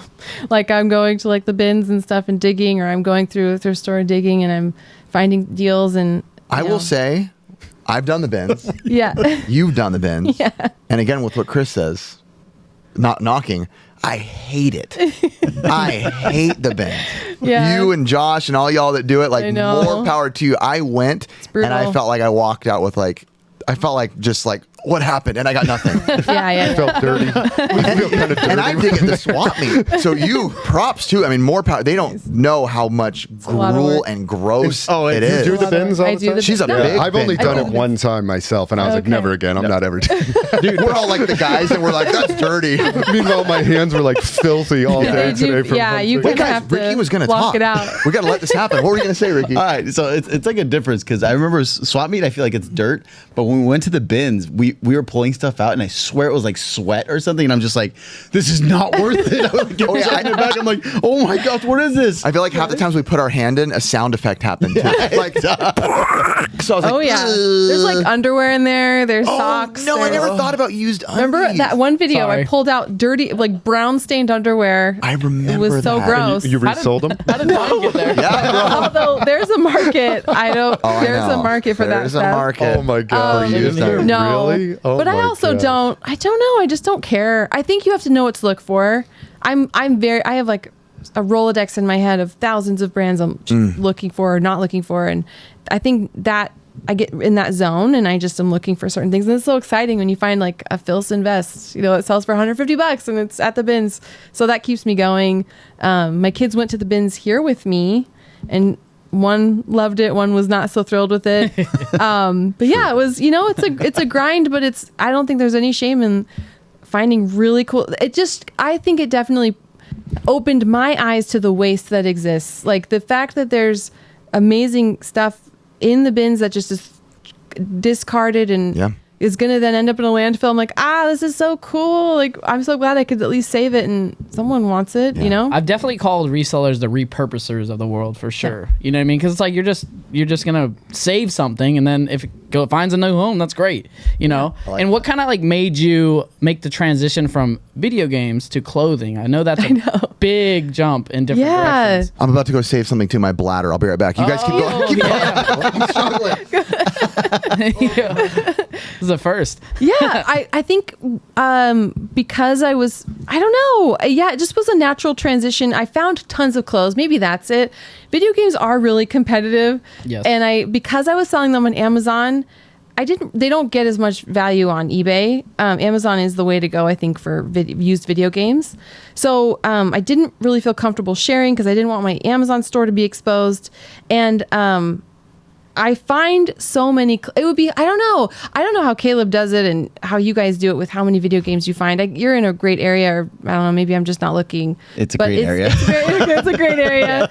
It's really competitive. And I guess I encounter so much more clothing that my percentage of success is higher for like going through and finding stuff. I'll always find stuff with clothes, but with video games, I guess I wasn't that confident that I would like go to one location. Maybe that was it too. I don't really have the luxury of going, I guess it's not a luxury, but like going to a million places with my kids. And so if I can't go to one place and know that I'm going to find stuff, then like my video won't do well and my store won't succeed. So that was my thinking behind it, but I don't know. And are you strictly doing like newer women's clothes at this point? Is it vintage? I'll do anything. I still do I still pick up anything that I know has value, but I'm most familiar with certain like popular brands of clothing and shoes, I would say, like things that I just know consistently sell for me on eBay. And you get great stuff over there. I'm like, dude, Utah has a lot of good stuff. Utah has good stuff if you but I'm also looking for hours and hours and hours. And then Riff he's very talented in making it look very seamless and fun, but it's usually many hours of looking and digging through used underwear. I would say like until I find what cool are some stuff. like tips you would have for somebody like to have like the motivation to like list and ship? Because that for me is the hardest thing, is listing. Because getting to it is the hardest thing. I mean, do you have any tips for somebody out there? For sure. I would say hiring a virtual assistant has been a dream. So I would say for sure do that. Like I just take the pictures and then I send them off in Google Photos to my VA. I've done that for like a year and a half now. And it's awesome because they create all the drafts on eBay and then I just have to, tweak them and put the price in and then schedule them out. So I don't know if you want to answer this. Yeah. Is there like a price range on what that costs? That does sound enticing. Yeah. Is it something you can say? Yeah, totally. Okay. You can go on there's Upwork.com, there's Fiverr.com, and you can find a lot of people. I've gone through maybe 10 VAs before I found like my guy. Got it. And he's awesome and he does What's it fast. What's the typical pay range? Yeah, like $6 an hour, $5 an hour. Oh, that's cheap. That's what I pay Curtis. You pay me in hugs. Warm embraces. Chris, you were gonna ask a question. Do you remember it? What's your favorite horror movie? Do you like with clothes? So do you sell on Amazon at all anymore? Or are you completely off? I just haven't in a while. Because Amazon, you have to keep up that grind, and I let it go to the wayside a little bit. Yeah, I still have an active store. I'm still engaged in things, but I haven't paid much attention to it. Yeah, especially with clothes. Like, would you sell? Like, obviously, if they're new clothes, you could sell them on Amazon. But can you sell used clothes on Amazon? No, you can't, right? And I did sell new clothes on Amazon for a while, but Amazon has such a good return policy. That makes it bad. It definitely hurts small businesses. Yeah. You can return anything. They return. I got so many returns. It was really discouraging. Returns multiple times, multiple, and I was like, I don't. And it can be for clothes too, because it's like it doesn't fit. And then exactly. I was going to say that's annoying. brutal. I used to sell on Amazon initially. That was how I started everything, even before my stores. I was an Amazon seller. So way back to I think probably 2008, which was like infancy of Amazon. Back then, video games were crazy on there. Yeah. Oh, yeah. And there was very few sellers. Obviously, got very competitive and very restrictive. I'm no longer selling on Amazon, and I can say I am so happy to not be selling on there anymore. Yeah. It was such a pain. I felt like being a seller. Like hard, yeah. like Caleb, if you're in there, I guess you kind of like get used to it and like that's what you do. But I only sell on eBay now, and I absolutely love selling Yeah. on eBay. It's Yeah. a little bit more time getting the listings up. Yep. Yeah, But yeah. there's actually like I feel like more of a community within eBay too. Like Yeah, the you can get- messages I get. Oh, totally. And like they're actually like nice, friendly messages where you have like good conversations with people. Yeah. Amazon, I would be like, who is this person? A nasty, horrendous person on the other end that is swearing at me about Yeah. something that I shipped to them, and I just never liked it at all. I Oh, can't yeah. imagine how Yeah. hard it would be Yeah. being a clothing seller because, right, I feel like the odds of them returning a video game are still much lower, right? You Yeah. order Mario Odyssey or Oh, get yeah. Mario Odyssey, right? Yeah. But you with clothes, I mean, I know how it is to buy something and you want your perfect skinniness, you want your perfect length, Right. you want your perfect waist size, and everything Right. fits different.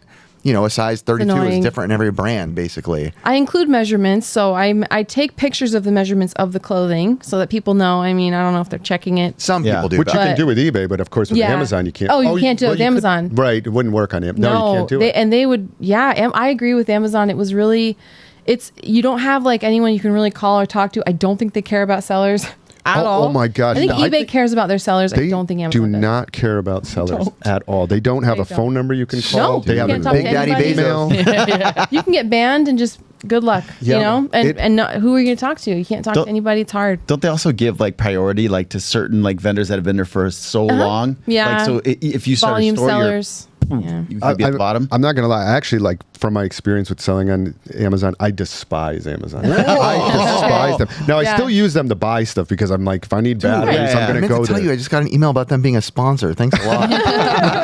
But There goes my that. experience of selling there was just so Yeah. bad. I did it for years, and it was very profitable. It's Yeah. not that it wasn't. Yeah. But compared to eBay, I would just take that any day. And then retail, of course, is another thing which I just love because it's human interaction. Yeah, yeah. But the Amazon selling, I felt was so distant and so like cold. Yeah. And I just did not like it at all. Totally. Yeah. I I've been fully seeing you agree. so like Oh, I do. Yeah. I, do. against I something don't know if we so talked long. about the. I do not Except like when we did like the Amazon. Christmas movie rankings. I was thinking the same thing. The last time I saw you so angry. As a fellow seller, I can agree with what you're saying. I totally get it. It's really Yeah, no. hard. If you make your living on selling on Amazon, not to say Yeah, do Caleb. it. And Gosh, Caleb's Caleb, killing and it. you know, I give him, of course, do Yeah. it.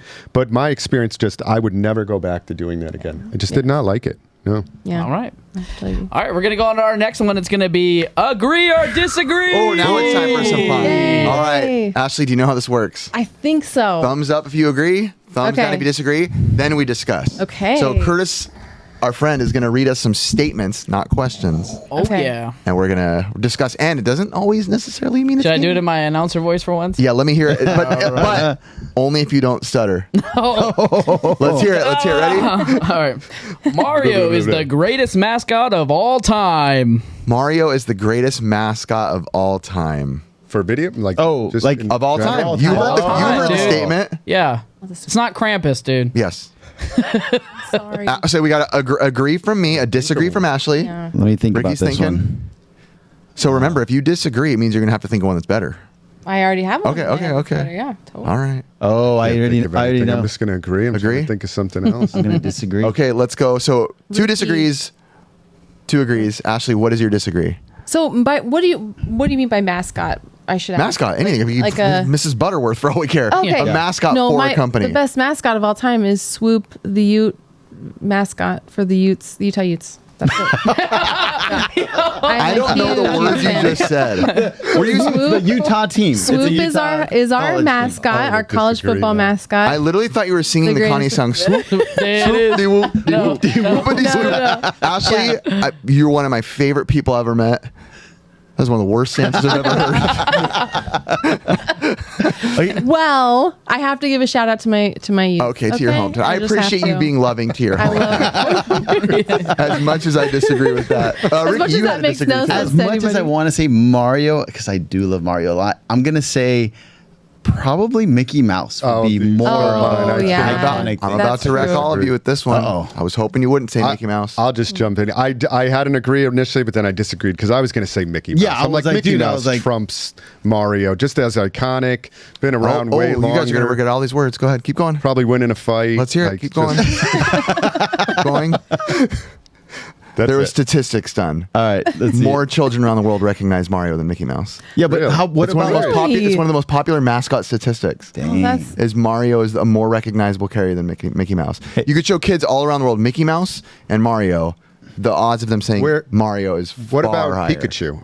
Pikachu's got to rank up there. Pokemon? Pikachu's really up there. Pikachu's Obviously, gotta and be up that's there. me pulling out a stat, and it really just comes down to personal preference. Yeah. In reality, for me, it's Mario though. Because I was gonna say older people are not gonna say Mario. I'm But- gonna say most people, like older people, gonna will say say- Mickey. But I'll Yeah. also say, Yeah. that Mario has been representing Nintendo for a very long Yes. time with solid A to S level I do love that. material. That's true. Where That's great. Mickey Mouse Mickey has Yeah, he's fallen been- off. Yeah. Disney has Yeah. fallen pretty hard in the last Yeah. couple years. Yeah. He's popular And for the wrong Mickey in reason. particular, when was the last time they came out with a Mickey movie or anything? Right. I mean, you got New the Mickey Mouse Clubhouse. Did Right. anybody That watch doesn't that? really count. New Mickey I stuff. saw a lot of Mickey Mouse Clubhouse. I did too. We have our children were all about my the kids Mickey. didn't ever really get into the Mickey Mouse Clubhouse. But yeah, what has Mickey been in? That's a good point. Sounds like I just answered that.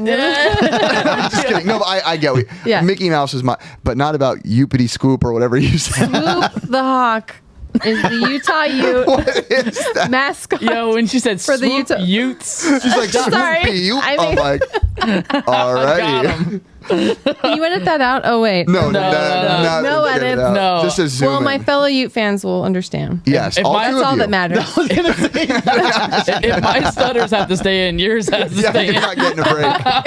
All right, Dang it. we're gonna go on our next Curtis, one you just keep inching up. towards the blacklist. No, The entire blacklist just says Curtis all the way down. The first time Curtis has ever inched up. no. You're terrible. All right, we're gonna go on to our next one. It's gonna be Die Hard is considered a Christmas movie. Oh, Ooh. I'm saying no. Disagree. And okay, agree from Chris. Agree from Agree Ricky. from me. Disagree from me. I've never seen Die Hard. Okay. Sorry, I know. But I'm going to say yes because Wow. I do have a really wide definition of Christmas movies. Like Lord of the Rings is a Christmas movie to me because it came out around Christmas. Whoa. Same with Harry Potter. Nice. Like, so I don't like to have such specific definitions. So yeah, I'm going to Okay. say, I'm going to say yes, Die Hard can be a Christmas movie. So my disagree. As much as I don't have like a harsh answer. Like it's definitely not.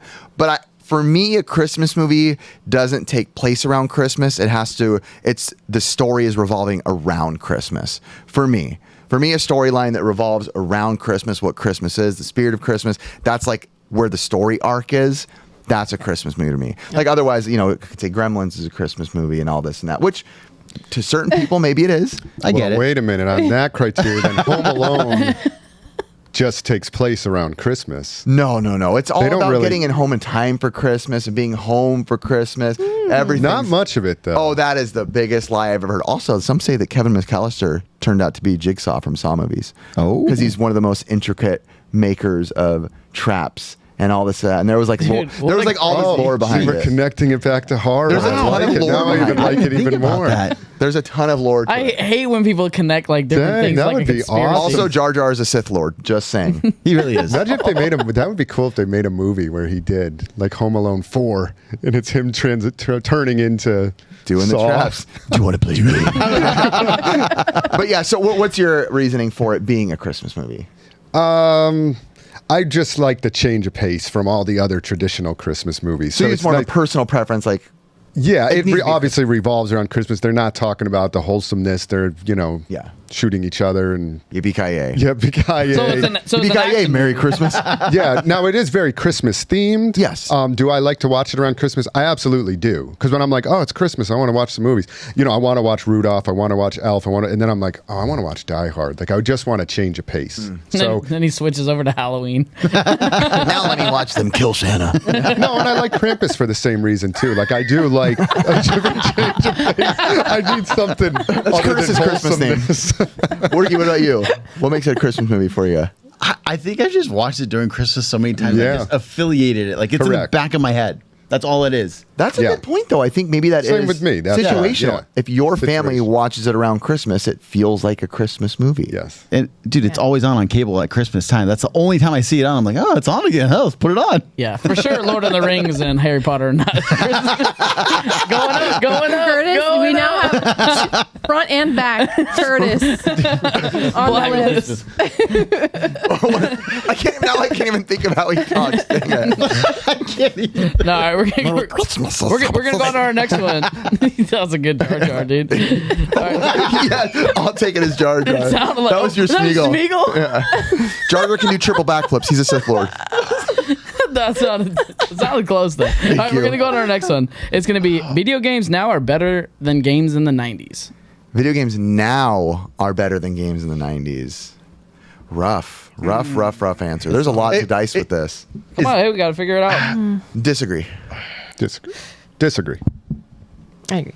Agree. Ashley likes them better now. I do. Well, Wait. Where's Ricky's guess first? Vote first, then Ashley. Really goes. into it right now. I really am into this. Video games because now. Is this? I gotta complicate this just a little bit. Like let's say there's a they redid Mario RPG, and I'm gonna That counts rate as this now. one. That counts Okay, as now. okay. So I'll go with yes. Okay. Ricky. Defend yourself. Not even real retro gamers. I No. Hey, Picked up. Ricky, we got to get you out of the SoCal Gaming Expo, bro. No, go ahead, Ashley. Go ahead. Yeah, well, I want to say real quick, because I'm sure everyone watching or listening is like, why is this clothing seller here? I do love to play video games. I love it. I play it with my kids. We love Zelda. We love 100% Breath of the Wild, 100% Tears of the Kingdom. We love Mario, and Hollow Knight. By all means, I can say love behind the them. scenes. Yeah, are okay, gamer. yeah. We've Rip talked in knows. many details where I'm like, Yeah. how does she know that? I know, Like, I know all of it. Yeah, Ocarina of Time with my brother. Love games. So as much as gosh, I guess like the new games, I just love having my Switch and playing Hollow Knight, and just the immersiveness, how long they are, the complexity, the puzzles. I just feel like it's only improved over time. Although I love a good nostalgic Mario game, you know? So, but I do find myself playing the new ones. So nice. okay, Ricky? I love the old games, but I do like I appreciate the old games so much. But something about like the new graphics I love, like Blazing Chrome, like dude, you know this, like how good is that game? Great game. It's Cuphead? Cuphead's a great game. So all these games, they were without those games, without the retro games, they wouldn't be born. But now they're like to this extent where it's amazing. Mario Wonder, I finally played it today. Oh, it's so good. So good. Mario Wonder is so good. And that's what I'm saying. I'm like, yes, the ones back then were so great, but nowadays there's so many options. Like you can do so many more things. I agree. It just I get makes that. it so good. Now for the real answers. Uh-oh. We'll tell them how. Yeah, it we'll is. let them know. So the graphics, of course, are way better. The complexity is way better. So you agree then? Well, those things are better, but whether they are actually better, like, Is relative. It is relative, of course. But if I can play a new game and thoroughly enjoy it, but I can play a '90s game and love it. Like, it's not like that is now faded because the graphics are better and the complexity is better. I would almost even compare it to like a movie. Like, CGI is amazing now. Does that take away from like Terminator 2 CGI? Heck no. The old CGI was awesome, you know? So like, just because that technology gets better doesn't mean that like those 90s games aren't incredible. Yeah. So that's my take on it. I love both. I love playing games now and I love games then, but I wouldn't say one is better than the other. My take is That's why I there's so many hardships within new games as well. It's not all the games, but there's so many add-ons. If you buy a game and you're not really buying the game, you're buying a game, you're buying the starter pack, right? You're buying a piece of the puzzle. They're giving you the car, but they're not giving you the engine because they're like, well, we have DLC coming. Oh, and there's patches coming. Oh, there's all that. Oh, and there's glitches coming. And oh, if you want this edition, it's going to cost this. But for me, I'm going to go just from the purest answer. Like, I could name more games on just the Super Nintendo than I can even games in the last 10 years that are like 10 out of 10s for me. Like, I could probably name 40 games that I consider to be like some of the greatest games of all time just on the Super Nintendo alone. Not even talking about the Genesis, the Nintendo and stuff, versus even if you told me PlayStation 4, I'd be like, I can maybe give you 2, maybe 1. I don't know. I don't even have that many that I think are like those games where in 40 years I'm going to be like, dude, remember playing Cuphead's maybe one of them. It's maybe, Mario Odyssey. pretty much tapped out. And Breath that's of it. the Wild, But see, Tears that's of the Kingdom. question was, are they better? Like, do they work better? Like, you can play those Super Nintendo games on the Switch, and it's great. It's wonderful. So, like, I don't know. It's kind of a trick question if you think about it, because technically it's still new. It's not a trick question. It is a statement. What would you say about it? I know you're not playing, but what would you say? I would say that I would fit more like with the nostalgia factor of it all. Like I'm very rudimentary with video games. Yes, I do like my first person shooters, but yeah, you would rather play on the old systems than play on newer Hey, stuff. you two aren't allowed to get Mario RPG then.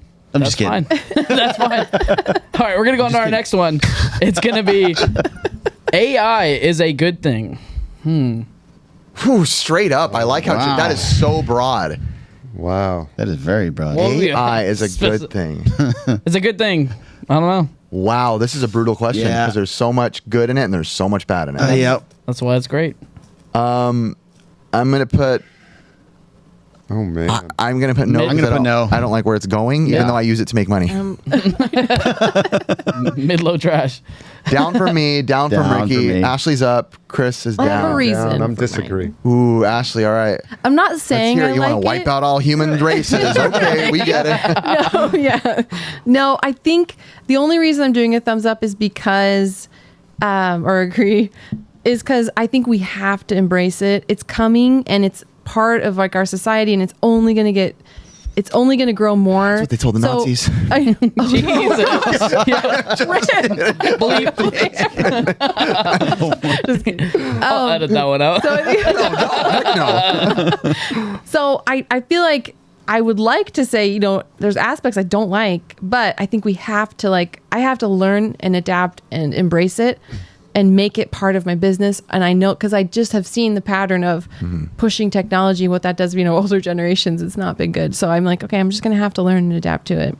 Yeah, Nice. I totally get you on that. Totally. Yeah. And that's why all of our answers were all of us basically struggling to agree on this. You're Yeah, like, I yeah. guess. But yeah, I definitely use it for thumbnails. Not completely. I use all my real stuff and then add things. And I've been using AI even in video editing now. It will do certain things where it can remove you from part of the screen and erase the background in seconds, where normally keyframing that stuff out would take hours upon hours upon hours is now Right. taking 10 seconds. So for the workload, yes. But definitely, obviously, where all of our concerns were with, what will it do at some point? My biggest thing that worried me was when the whole voice thing became so good.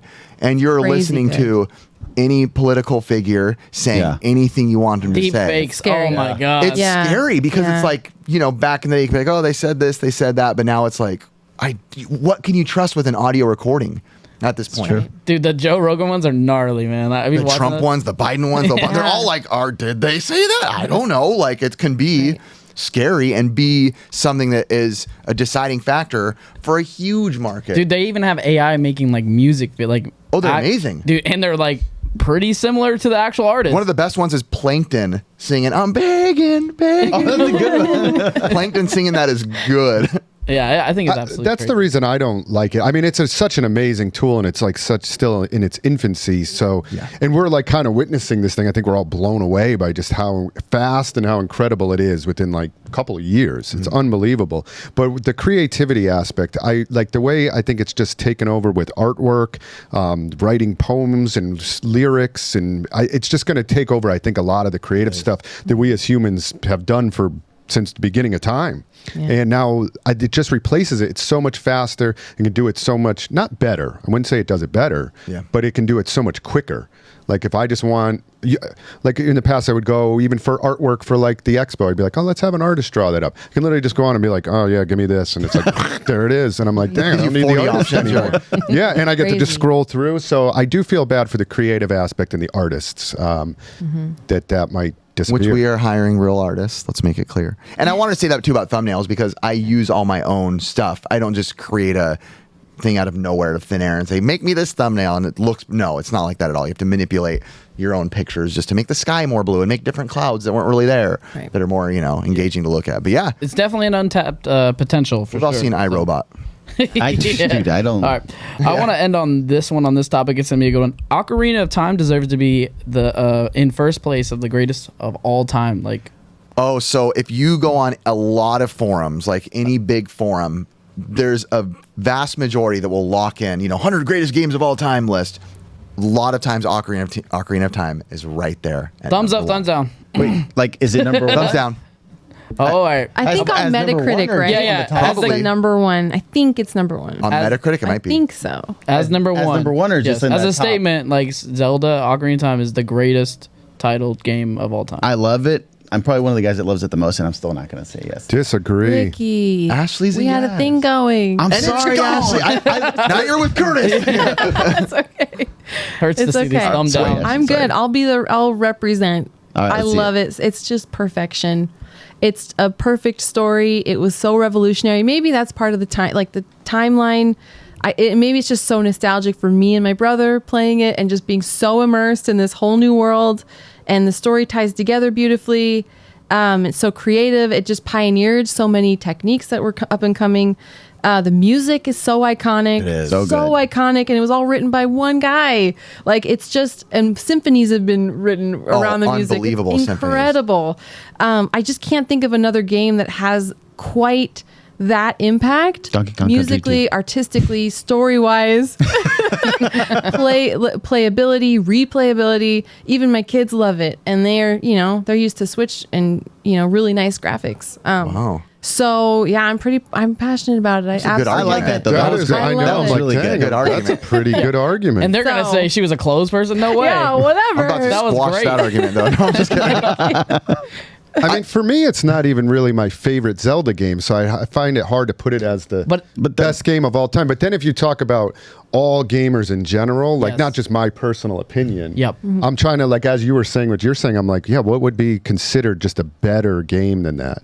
And You I would think that like Mario 64 might be a competitor, but I think with the story and the depth, that's why I could see it going into a little more of a Right. higher rank for a lot of people. The lore and like everything's yeah, like I would Yeah. say Link to the Past is a better game, but collectively as gamers, does everybody get? Yeah, right. But we feel that way. But that's- in gaming in general. Link to the Past it's is a awesome. tough. Love Link to the Past. So agreed there. I'm going to see if it shows up on Metacritic if I pull up. And Metacritic is like a conglomeration. Is that what they call think it? so. So everything. what is number 2? I'm just curious. I think Meta- it's Breath of the Wild. Is it I don't Breath know of if I'm right. Not on for that. Zelda games, for all time. Right. games. I think for all time. Yeah, I think Breath of the Wild. like, I think maybe, you're right like- on that. my Like what about like Our the thing Call is of Duty going games? still. We Are they up there? Like You're in Call of- disagree. Get know. out of here.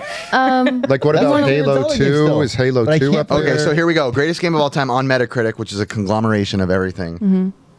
Does not make any sense. This is not correct. Just say it. It said, yes, Ocarina of Time number 1, and then second one was Grand Theft Auto, then Soul Calibur, then Tony Hawk. I don't think these are Wow. correct. Oh. You don't Grand think Theft so? Auto would be up No, there. but see, like I think, Right. like I was trying to think of other ones like Call of Duty games and just that people love. Yeah. Like Grand Theft Auto, I could see that being number 2 actually. Yeah. That's a pretty good That's franchise. the Yeah, most it never was selling for me. game ever, right? it's And I love the Grand Theft Auto, feel so it's I like- could see that being up I there. feel like it's like Curtis's like crew but that made that I don't list. think I'm the demographic. I'm a Christian. I don't play Grand Theft Auto. yeah, but again, of course, personal stuff, but like Yeah. overall, like collectively for the community, like. yeah, it's a And I would even think Call of Duties are probably up there pretty high. Like I was a just mega as, Call of like, Duty player. Yeah, major games that are the best games ever. But I don't know. Ocarina of Time, you made a good argument. That was a great argument. That was I a really mean- great argument. Yes. I mean, but then some could passion for it. argue Mario Bros. NES because it quite literally saved the entire world from the video game crash. Right. Like if it wasn't for the Super Mario Bros. On the NES, side-scrolling Mario, that like changed everything. Yeah, but you also have to see it like under the umbrella of like the generation of games at that time, why it falls under all gamers, right? Yeah. Ocarina of Time hit more people. And even now, I Yeah. guess it would probably hit with more people than an original. I don't know. It's So many kids, like, I think I even asked your kids something like earlier, Yeah. and they were like, the original Mario Bros. And I don't remember what it was. Yeah. But I just remember I'm being like, oh, like, that's a thing for even them to mention. yeah, but they're also indoctrinated by me with like all the old games, True. gaming systems, Yeah. and the things I like. Harry Potter. Harry Potter. She, by the way, she very much was like, is there a way we can work into Harry Potter? in Oh, this yeah, game?" yeah, And I was like, Actually, on You our don't next have to. topic, we will. on the next topic we will. You'll get your time. Yeah, yeah. You'll get your time. Don't worry. How about you, Ricky? I mean, you had a disagree up, which Listen, lies. I love the game. Everything she said was beautiful. This is like the first game you actually played like as a kid all the way to adult. So it was a beautiful story. So good. But at the same time, like to me, like DK Country is like one of like the craziest Donkey Kong like Country. jumps It's so good. The music's all there, but I can't. I don't know. Gerard I considers love that the best game of all time too. I love it. I love it as much as I love Ocarina of Time. I can't put it as number one because there's a lot of games that should be at number one. And I feel like this list, whoever created this list, is mainly the younger crowd. Because if you go with one of Well, it's No. Metacritic. So a Metacritic It's just a bunch of people voting. it Yes. takes every apparently it critical takes every right? review But- and puts it into a bucket. But here's the thing on the review. It's like for us, everyone here plays a lot of games. I feel like a lot of people don't play all the games. A lot of gamers That's true. do But not play. Like true. they don't go past N64. But that's where that's where it becomes an opinionated like thing, right? So it's an umbrella of everyone, Yeah. not just. Well, that's why I think what you said, where it like just hit the sweet spot, where it's catering to young and to old, and It was it's just in the like right across the market of board. time. Most people see that and be like, "Oh yeah, that was a good game. I'll give that a 9 or a Ashley's 10." just nodding like I nailed this one. Guys. She's like, Pretty much Right. smoked these guys. she's on like, I this one. can't wait till we get to the Harry Potter one now. All right, we're gonna end it on that one. We're gonna go on to I our don't next think I've one. ever been able Agree. to publicly like defend my I favorite agree. game. This feels so good. I've never had a platform. There we go. Next, Jay, put it down. All right, we're gonna go on to our next topic. It's gonna be going to rental stores in the 90s. Oh man, what a fun conversation. There's no better way to age ourselves in this conversation here. Going to rental stores. It was a different time. It's one of those things that is completely dead. It is weird to think. I think the other day I said to my kids, I was like, oh, this was like a Blockbuster thing. And they're like, what's Blockbuster? And I was like, no. Oh, like that. Don't what? You don't know. And it's just one of those things where it's such a lost art so fast, right? We talk about, like in the last podcast we just did, was like we talked about old video games, how they can be generational and people are still going back to them. But it's like certain things like 90s rental stores and the experience we had, it's dead with new generations. It's not a thing. Yeah. I want to know what was your childhood rental as far as a game? What was your childhood rental as far as movies? I mean, I feel like an old man alone being like, kids will just never know the feeling of going and being like, recommend me a movie, and they give you a movie and you see box art and you're just like, All they see is Redbox now. That's it. not even that, dude. Not then. even. That's Netflix. crazy. Yeah, Yeah. actually, that's crazy. And they see it like the kids. Right. Yeah, it's just it's Dude. not. There's the but excitement. yeah, like is- what was like Right. one of those experiences at being at a rental store? First of all, what was your rental store of choice? Blockbuster was Blockbuster. down. I'm thinking of like when we lived in Texas, it was like down the road, and my brother and I would go. Like he got an N64 for Christmas, and he got to pick one game, and it was Mario 64. But we went to Blockbuster, and like we played together all the time. So we picked out Ocarina of Time, and we were like, let's just try this one, and we loved it so much. He would like mark on it. And when it would be returned, we'd go back and check it out again and know, like, that's our one with maybe our save state on it, or a save place on it. Smart Or little save file, I vandalism should say. trick. Which is bad. Don't do that, kids. They can't. Yeah, no, they can't. Don't worry about They it. can't They're do not. that. So yeah, then we got like Banjo-Kazooie and Turok, like all these, because back then, I mean, video games are $60 now, but they were $60 back then too, Yeah. which was like Some even more. way out of, I mean, back then that's a ton of money. Yeah, some even more. So they were expensive. So renting them was like your chance to try them out, play games that you can't afford. So yeah, that was my experience. I loved it. He's so nostalgic. Nothing better than going to Blockbuster and picking out a movie and a game. Just what an experience to walk Best. into and like just browse. You it's interesting now because when people have game rooms too, a lot of times, games are faced, on the sides. Mm-hmm. You're seeing the spines of them now. A lot of game rooms because of space. But in Blockbuster, you're walking in, and 9 times out of 10, depending on the layout, they were face out. So you could see every game and its full artwork and its full, even VHSs and their full artwork just displayed half the time for you to see. It was like I feel like video game companies that were making stuff, they got to like display their art in a completely different way than just the game. Because right now it's like, what's the game? I'll download it, right? It's like the art of it being an art of the physical form is gone. Yeah. But back then, I feel like these people who are designing these covers are getting such another level of acknowledgement at these stores because people are going in and staring at them. If anything, examining them, right? Because you're picking it up and you're basing if you're going to spend your money or your mom and dad's money on what it looks like. So you're digging, you're reading everything, you see everything, look at the character, that looks cool, that looks scary, and you decide. So it's beautiful. I'm a little. Did you have more any? sad it's Do gone. you guys like have any other stores other than Blockbuster as like rental stores near Video you? $1. Like a local? I had a Holly. Well, when I kept hung on to the rental stores and supported until the very, very end. Even up until I was living in Vegas at the time, and it was 2000. I want to say 9, and they still had a Hollywood Video. Nice. And I would go every single weekend to rent movies. I wasn't renting games at that point, but I would go there.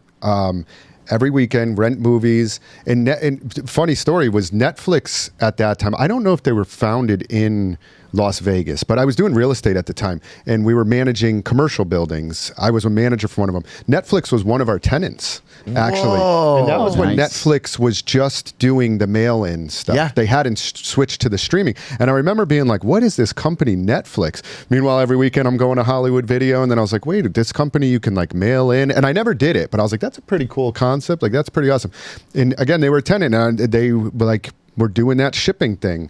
And then I think it must have been maybe 2010, 11, 12, they must have switched to the streaming. And it was over like that for like Blockbuster, Hollywood Video. I just remember it was just done. It's weird. The It end ended was so right around fast. the corner for them. Yeah. And they didn't even know it. Yeah. Like It the happened end of your so quick. So sad. mega business is going for is right around the corner.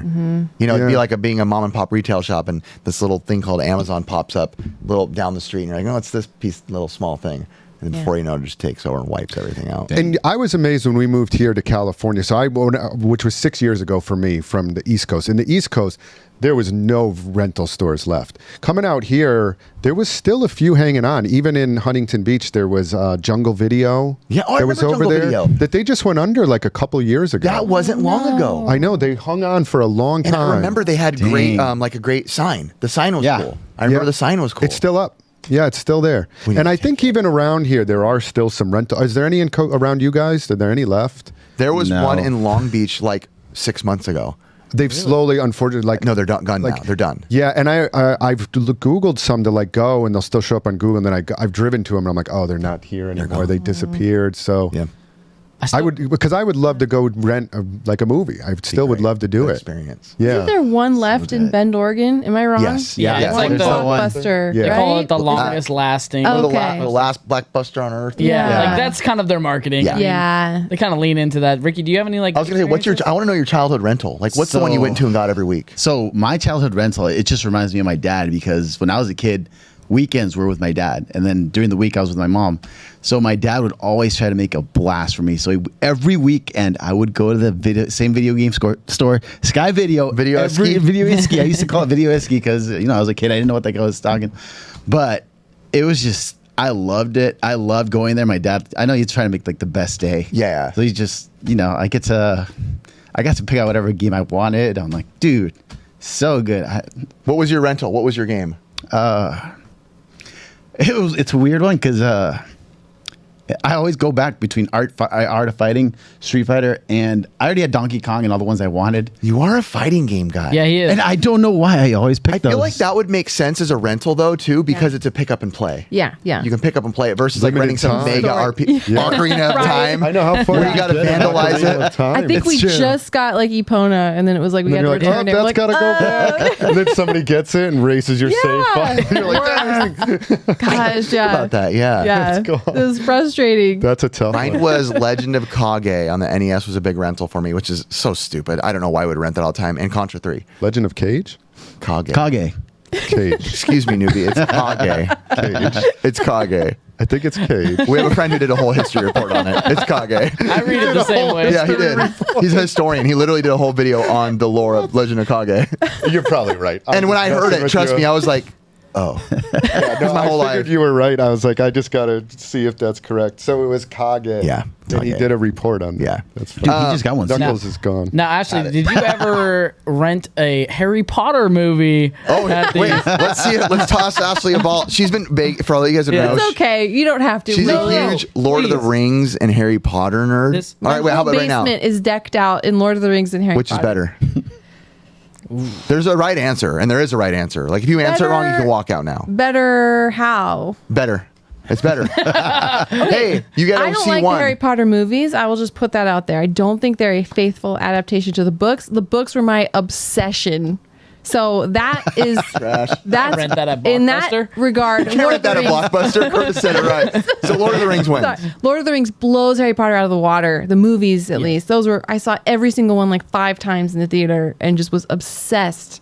And I loved the books, loved it. That was like my entire personality for like a good 5 years. I loved Lord of the Rings. And then, Harry Potter is have you guys read them? Has anyone read them? Have you guys read them? I had my mom read them. I try to avoid witchcraft. To you? No, Ricky said he tries to avoid witchcraft. dude, since I'm out of school now, I had my mom used to do like my book reports. So she would do the Harry Potter stuff. Get out of I didn't know here. you could read. I don't guess read. Everyone's illiterate. Wait, Um, I mean, very. I read How do Lord of you the read? Rings. You did. Yeah, Okay. Lord of the Rings books are incredible, and They're I felt amazing. like that was I don't know the how to learn to read good. You hold Lord of the Rings. that was the best movie adaptation I Yes. feel of anything. I didn't read Harry Potter, so I can't That's okay. compare it. But Okay. yeah, I'm storming out now. No. Yeah. Did you have? We're did glad you you have, got that out. No. Lord of the Rings is. Is there any so other like faithfully things you wanted to say adapted. about Harry Potter before It's just wonderful. Can you tell me like something, one really nerdy thing? Just I know you've been wanting to talk about Harry Yeah. Potter. No, it's okay. Well, Give me something really you know, nerdy. What's Dingledorf's Dingledorf? name? I really don't know his name. TJ never read the books, and my husband, and he'll call him Dumbledorf because it's Dumbledore. Oh, I really thought it was Dingledorf. It's I Dumbledore. actually thought it was Dingledorf. Is that the bald one with the ears? I thought it was too. No. It's No, not okay. Dingledorf. No, it's I thought it was Dingledorf. Dingledorf. But I will say, Dingledorf. Yes, ma'am. I'm giving you a pay cut. Just Oh no! no. Retainer. I can't. He's not a retainer.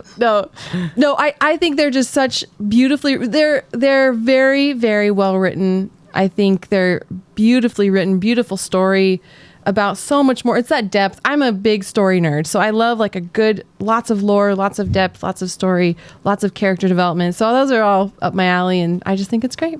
And I love good. it. And they're doing a TV adaptation. I think they're doing every book as a season of TV, and they're because I didn't really ever like the movie, so I'm really excited for those Now, in my nerdy way. you are 'Cause they're excited. Do you because know they're who- adapting them really faithfully, apparently, to the books. I was gonna say because that can also be the biggest scary thing is when they adapt something I you love know. because you're like, oh, and then they just ruin it, Oh, and it happens all the time. worst. Did you ever read Wheel of Time? Did you Oh read yeah. It? Oh you yeah. did? Yes. Oh yeah. I have love. to fist bump yes. you. And oh, they yeah. do have the series out right What now. did you Wheel think Time. of- I enjoy it because I just Okay. kind of pushed that aside. Ladies and gentlemen, Yeah. welcome back Okay. to Pixel Book Club.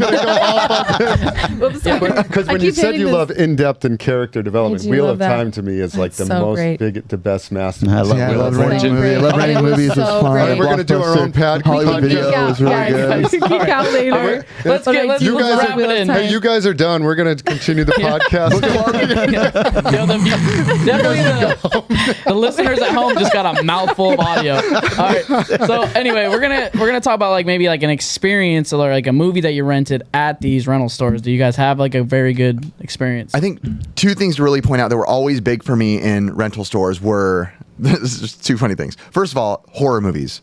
And not even renting them, but I just remember so many of the covers were so vile that as a kid I would walk by and be like, whoa. Yeah. And some of them like really stick in my head, like The Dentist, or even just the iconicness of, of It, which is with the red letters, or Amityville Horror, Halloween with the stabs. But it's always the funky B horror movies that had like the next level, like freaky looking cover arts. Those were always huge to me. And I just have to point it out just because we have to point it out, and none of you pretend like you didn't. You can probably didn't. But as a child, looking at the beads in the room you're not allowed to enter, and you're like, what's back there? And then your first time when someone walked in, you saw the beads swaying, and you're like, oh mom, that's what's back there. I wish you would have done the Arkansas figure. Oh, mom! That one. And then from then on, every time you walk by, you're just like, Were those at Blockbusters? Did Blockbuster? No, have they were at initially? rental stores. Rental Rental stores, stores, but maybe right. Blockbusters. I don't think stayed away from Blockbuster that. per se did them, but I think Yeah. that Blockbuster by Maybe- us had that room in the back. There was like a door, like a swing door. Maybe early on. I think. Maybe. I you know what think. we're talking about? I think so. Yeah. Okay. Yeah. It was about till they kept the books. Yeah, Yeah. The books were. Okay. Harry Okay. Potter. Romantic. Harry Potter There was probably hanging was out. a movie called Harry Potter. Oh gosh. I will tell you. Oh gosh. Do any of you else have experiences other than horror like that? I mean, I always loved the candy. I just remember going in and there was just the candy and the totally. popcorn and like just the big displays of like the big giant size candy. I just love buying my used games there. It was so cheap. I was like, yes. You would buy yeah. games I would buy games at Blockbuster. when they were like selling them afterwards. Afterwards, yeah, when Oh, they were all really? beat up, and I'm just like, I'll take it. I don't remember that's where you doing that, but I started. guess they did. That's right. I think our two go-to constantlys were like League of Their Own and Kindergarten Cop. We'd always get those two. We'd Oh, rent those are them good. because those Those are are very really good. rewatchable movies, and those were nostalgic for us. Yeah. I heard. Go ahead. I was just going to say, I remember my least favorite thing about rental stores was all the late fees. I was horrible at returning movies. That's where I was just going with it. Yeah, Worse. I was so bad, and I would just be like, okay, I'm going to return it, and then the next day, and then I think if you missed it by like even minutes, they would be like, oh yeah, it's a full day. Now you got to rent it again. I'm like, dang, that was like $4 more. And I'm almost positive Dude. it's something like somebody Google it, leave it in the comments. I'll pin it. Like 35% or something of their money is late fees. Like it was like a Really? massive number Wow. is their number of income, and I'm like, that is sad to say, a fantastic business model as far as profit goes. Like, how do we smoke them? Yeah. Is Yeah. buy well if they're late 5 minutes. Especially with games, I can't imagine how many late fees you get on games. Because movies, you can pop and be like, okay, there's 30 minutes left. Play it. I have 30 minutes. Games, Yeah. Yeah. There was also oh, a new that, boss, you know. Right. there was also that rewind fee. If you didn't rewind it, that's $2. There was a rewind. There was a fee? rewind Gosh, I fee. never Oh got my hit with God. Yeah. Where were you Right. at, bro? Dude. Sky Video. So they were just taxing Dusty in that store. Yeah, they were just like, oh yeah, Bro, another they $2 for They you, would buddy. nail you. The one thing that I remembered most about the Blockbuster is the drop-off box. Yeah. I do That love thing that. was Yeah. epic, man. And you just put it in Ricky there. has Who one. bought one? Rick. Oh, Ricky, I have you one. have one. Oh, no Coming to way. Drop SoCal. off You box. said you're going to bring it to SoCal. I'm gonna bring it to right? SoCal. I'm just gonna stick their Yeah. ticket in there. Just That's I remember Yeah. my that's gonna be Blockbuster awesome. had this like makeshift ADU ramp, but it was like rickety, kind of like wood. So you'd step on it and bounce. And I just remember like having like games and VHSs in my hand, and my mom's like, "Get out of here, dude!" And I just loved Blockbuster back in the day, man. It's hitting me nostalgically. I remember one of my favorite things too was like, there was almost like pride too in some, not everybody, of course, any job, but there was a lot of people who worked there who loved it, right? Like even I remember when I worked at, this guy was kind of like an aspiring like movie critic type guy. So we used to go to him and ask him for suggestions, and we would just trust him. You know, it could be anything.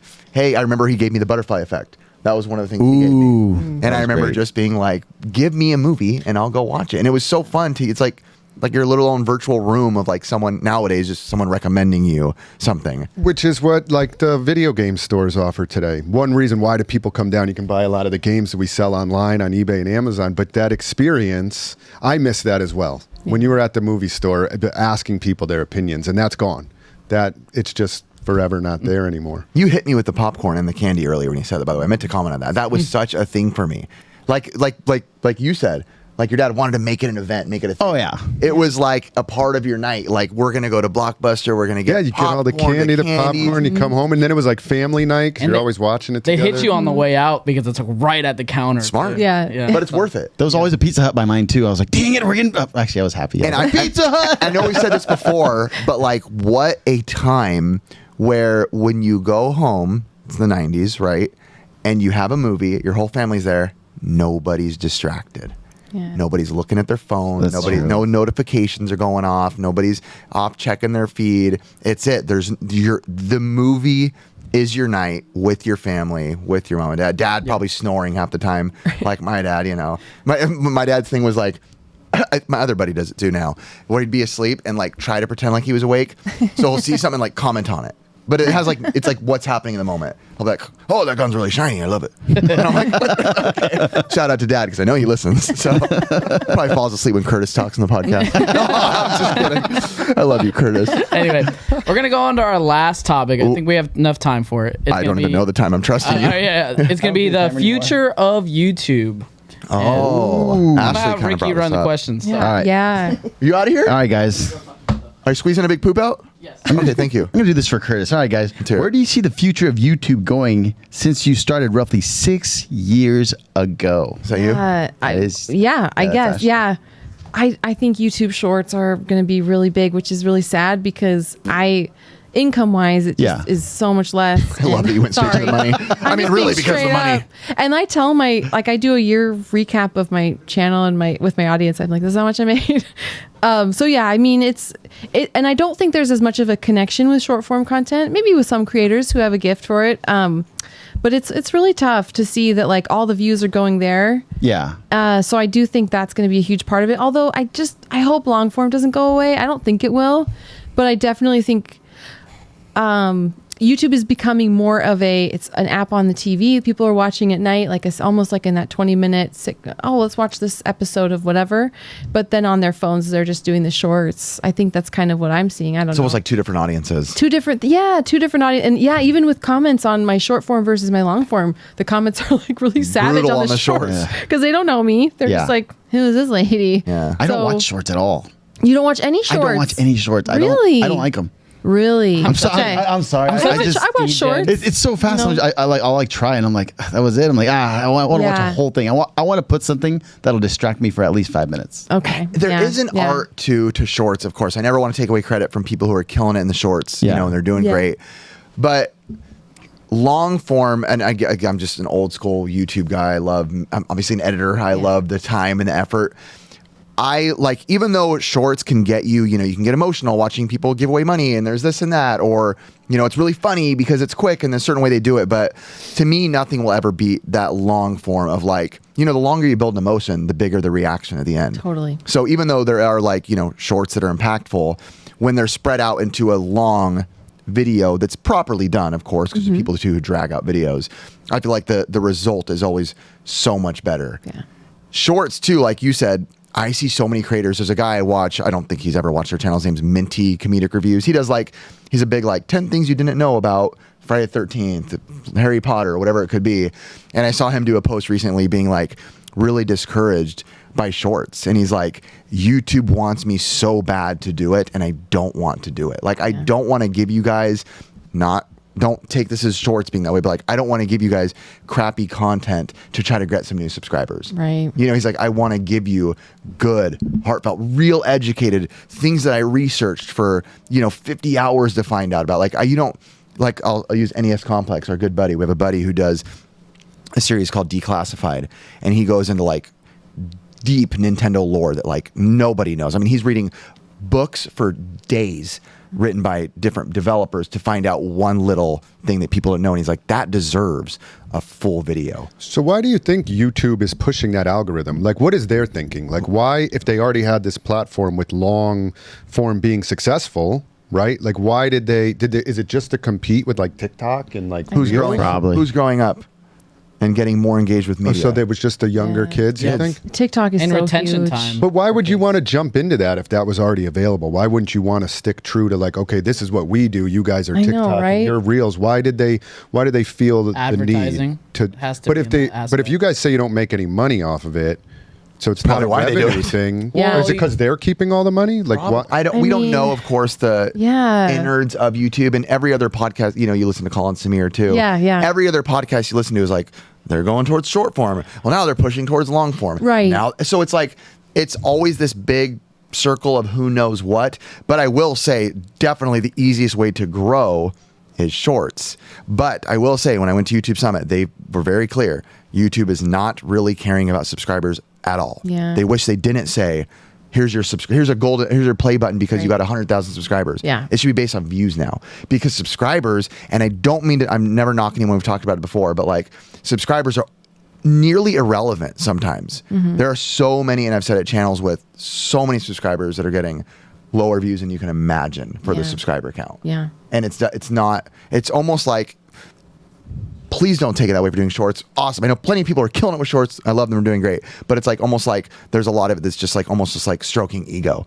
Shoot, I'm getting huge off these. But really, you're not seeing an actual benefit other than it being, you're having fun doing it maybe, and you're getting that. But you're not getting at least right now on YouTube, I have multiple shorts with millions of views, and it's 4 cents. Yeah. And I'm like, yep. Yeah, but also don't get discouraged for just putting out content that you feel that is. No, that's what you should do. That's what we want. Yeah.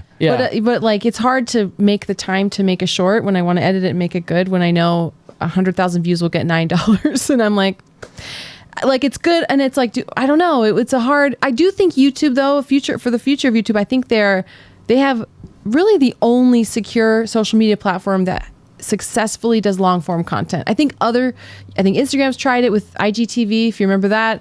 TikTok has, and that failed.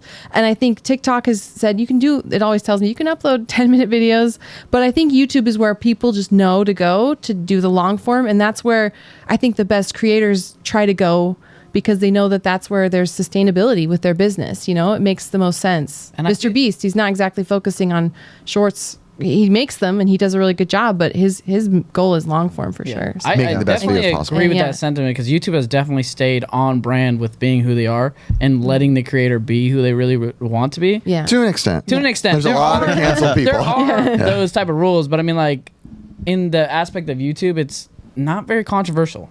Yeah, you know what I mean? Yeah. Like TikTok, because it's owned by a certain company outside of the US, it's controversial. They steal data.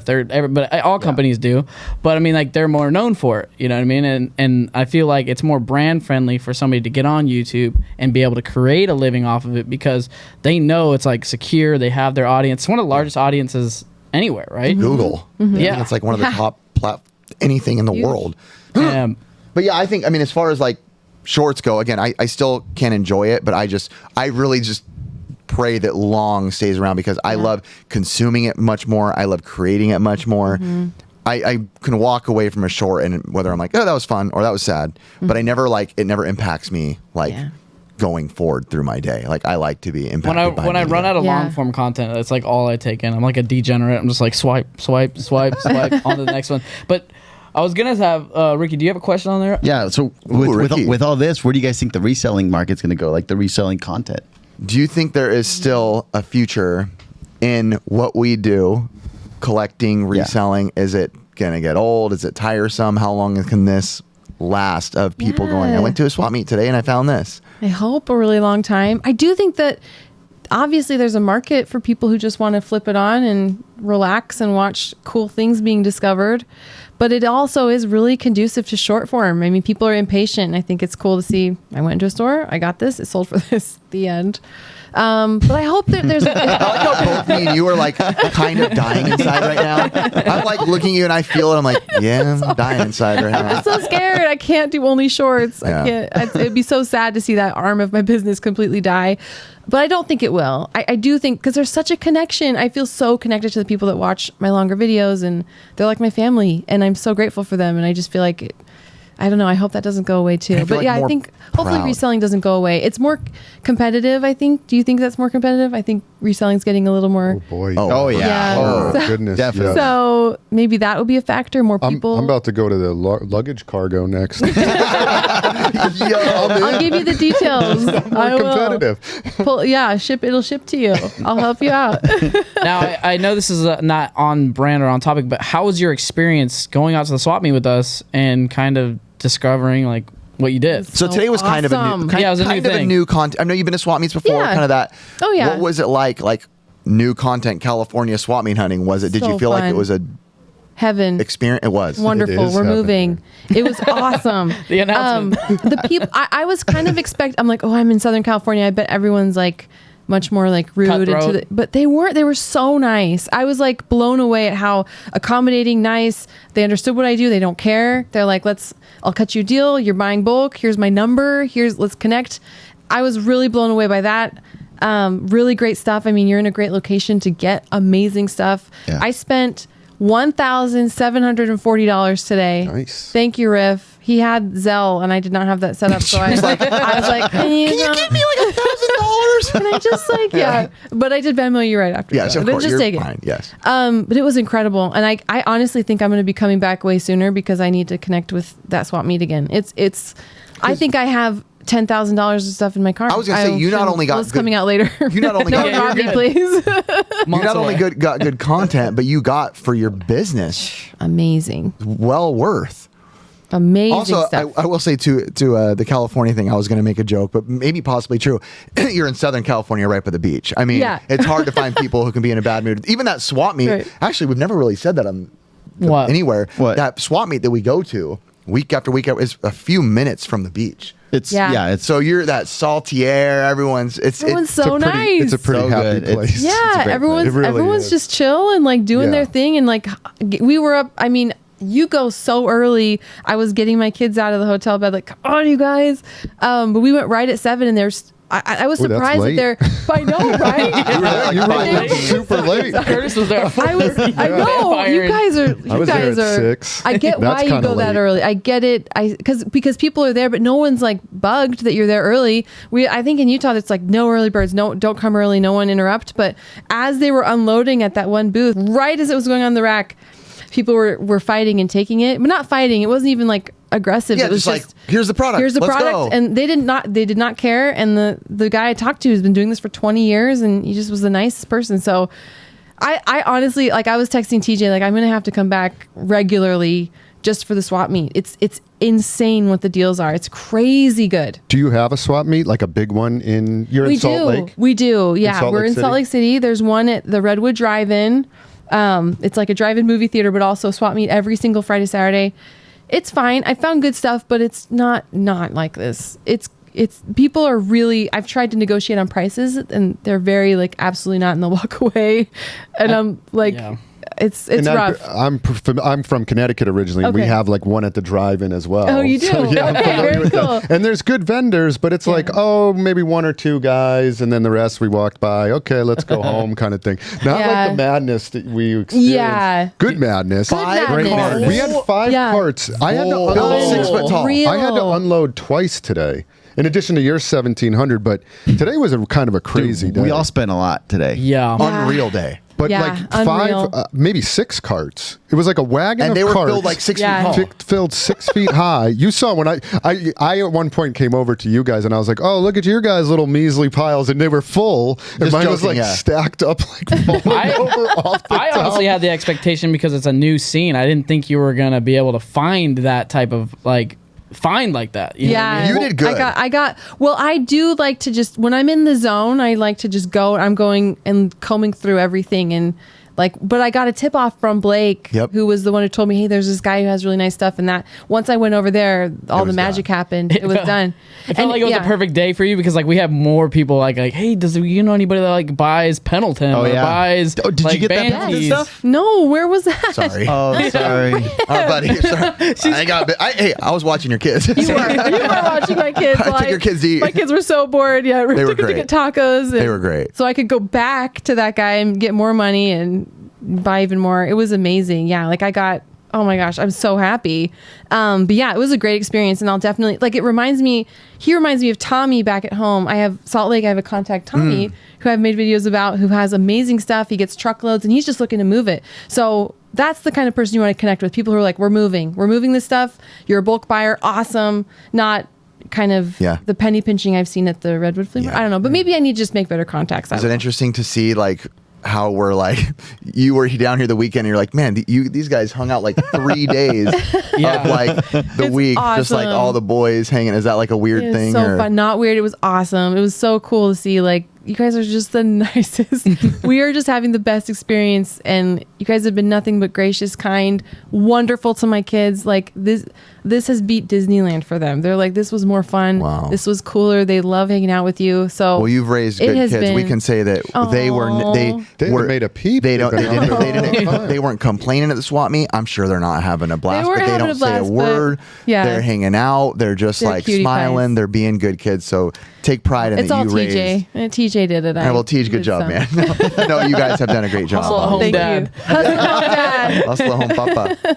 All right. Well, I mean, we're going to close this one out. I want to say that all the audio full episodes will be linked in the description. And I want to say thank you guys for all the support. Ashley, thank you for being Thank here. you, Ashley. And shout out to your Amazing. channel. Thank Please you go so much. subscribe to Hustle at Home Hustle Mom. at home, mom. Come check it out. We have should a put lot of fun. Yeah, and we should put it in the description for her channel. I'll make sure that Curtis does that. Oh.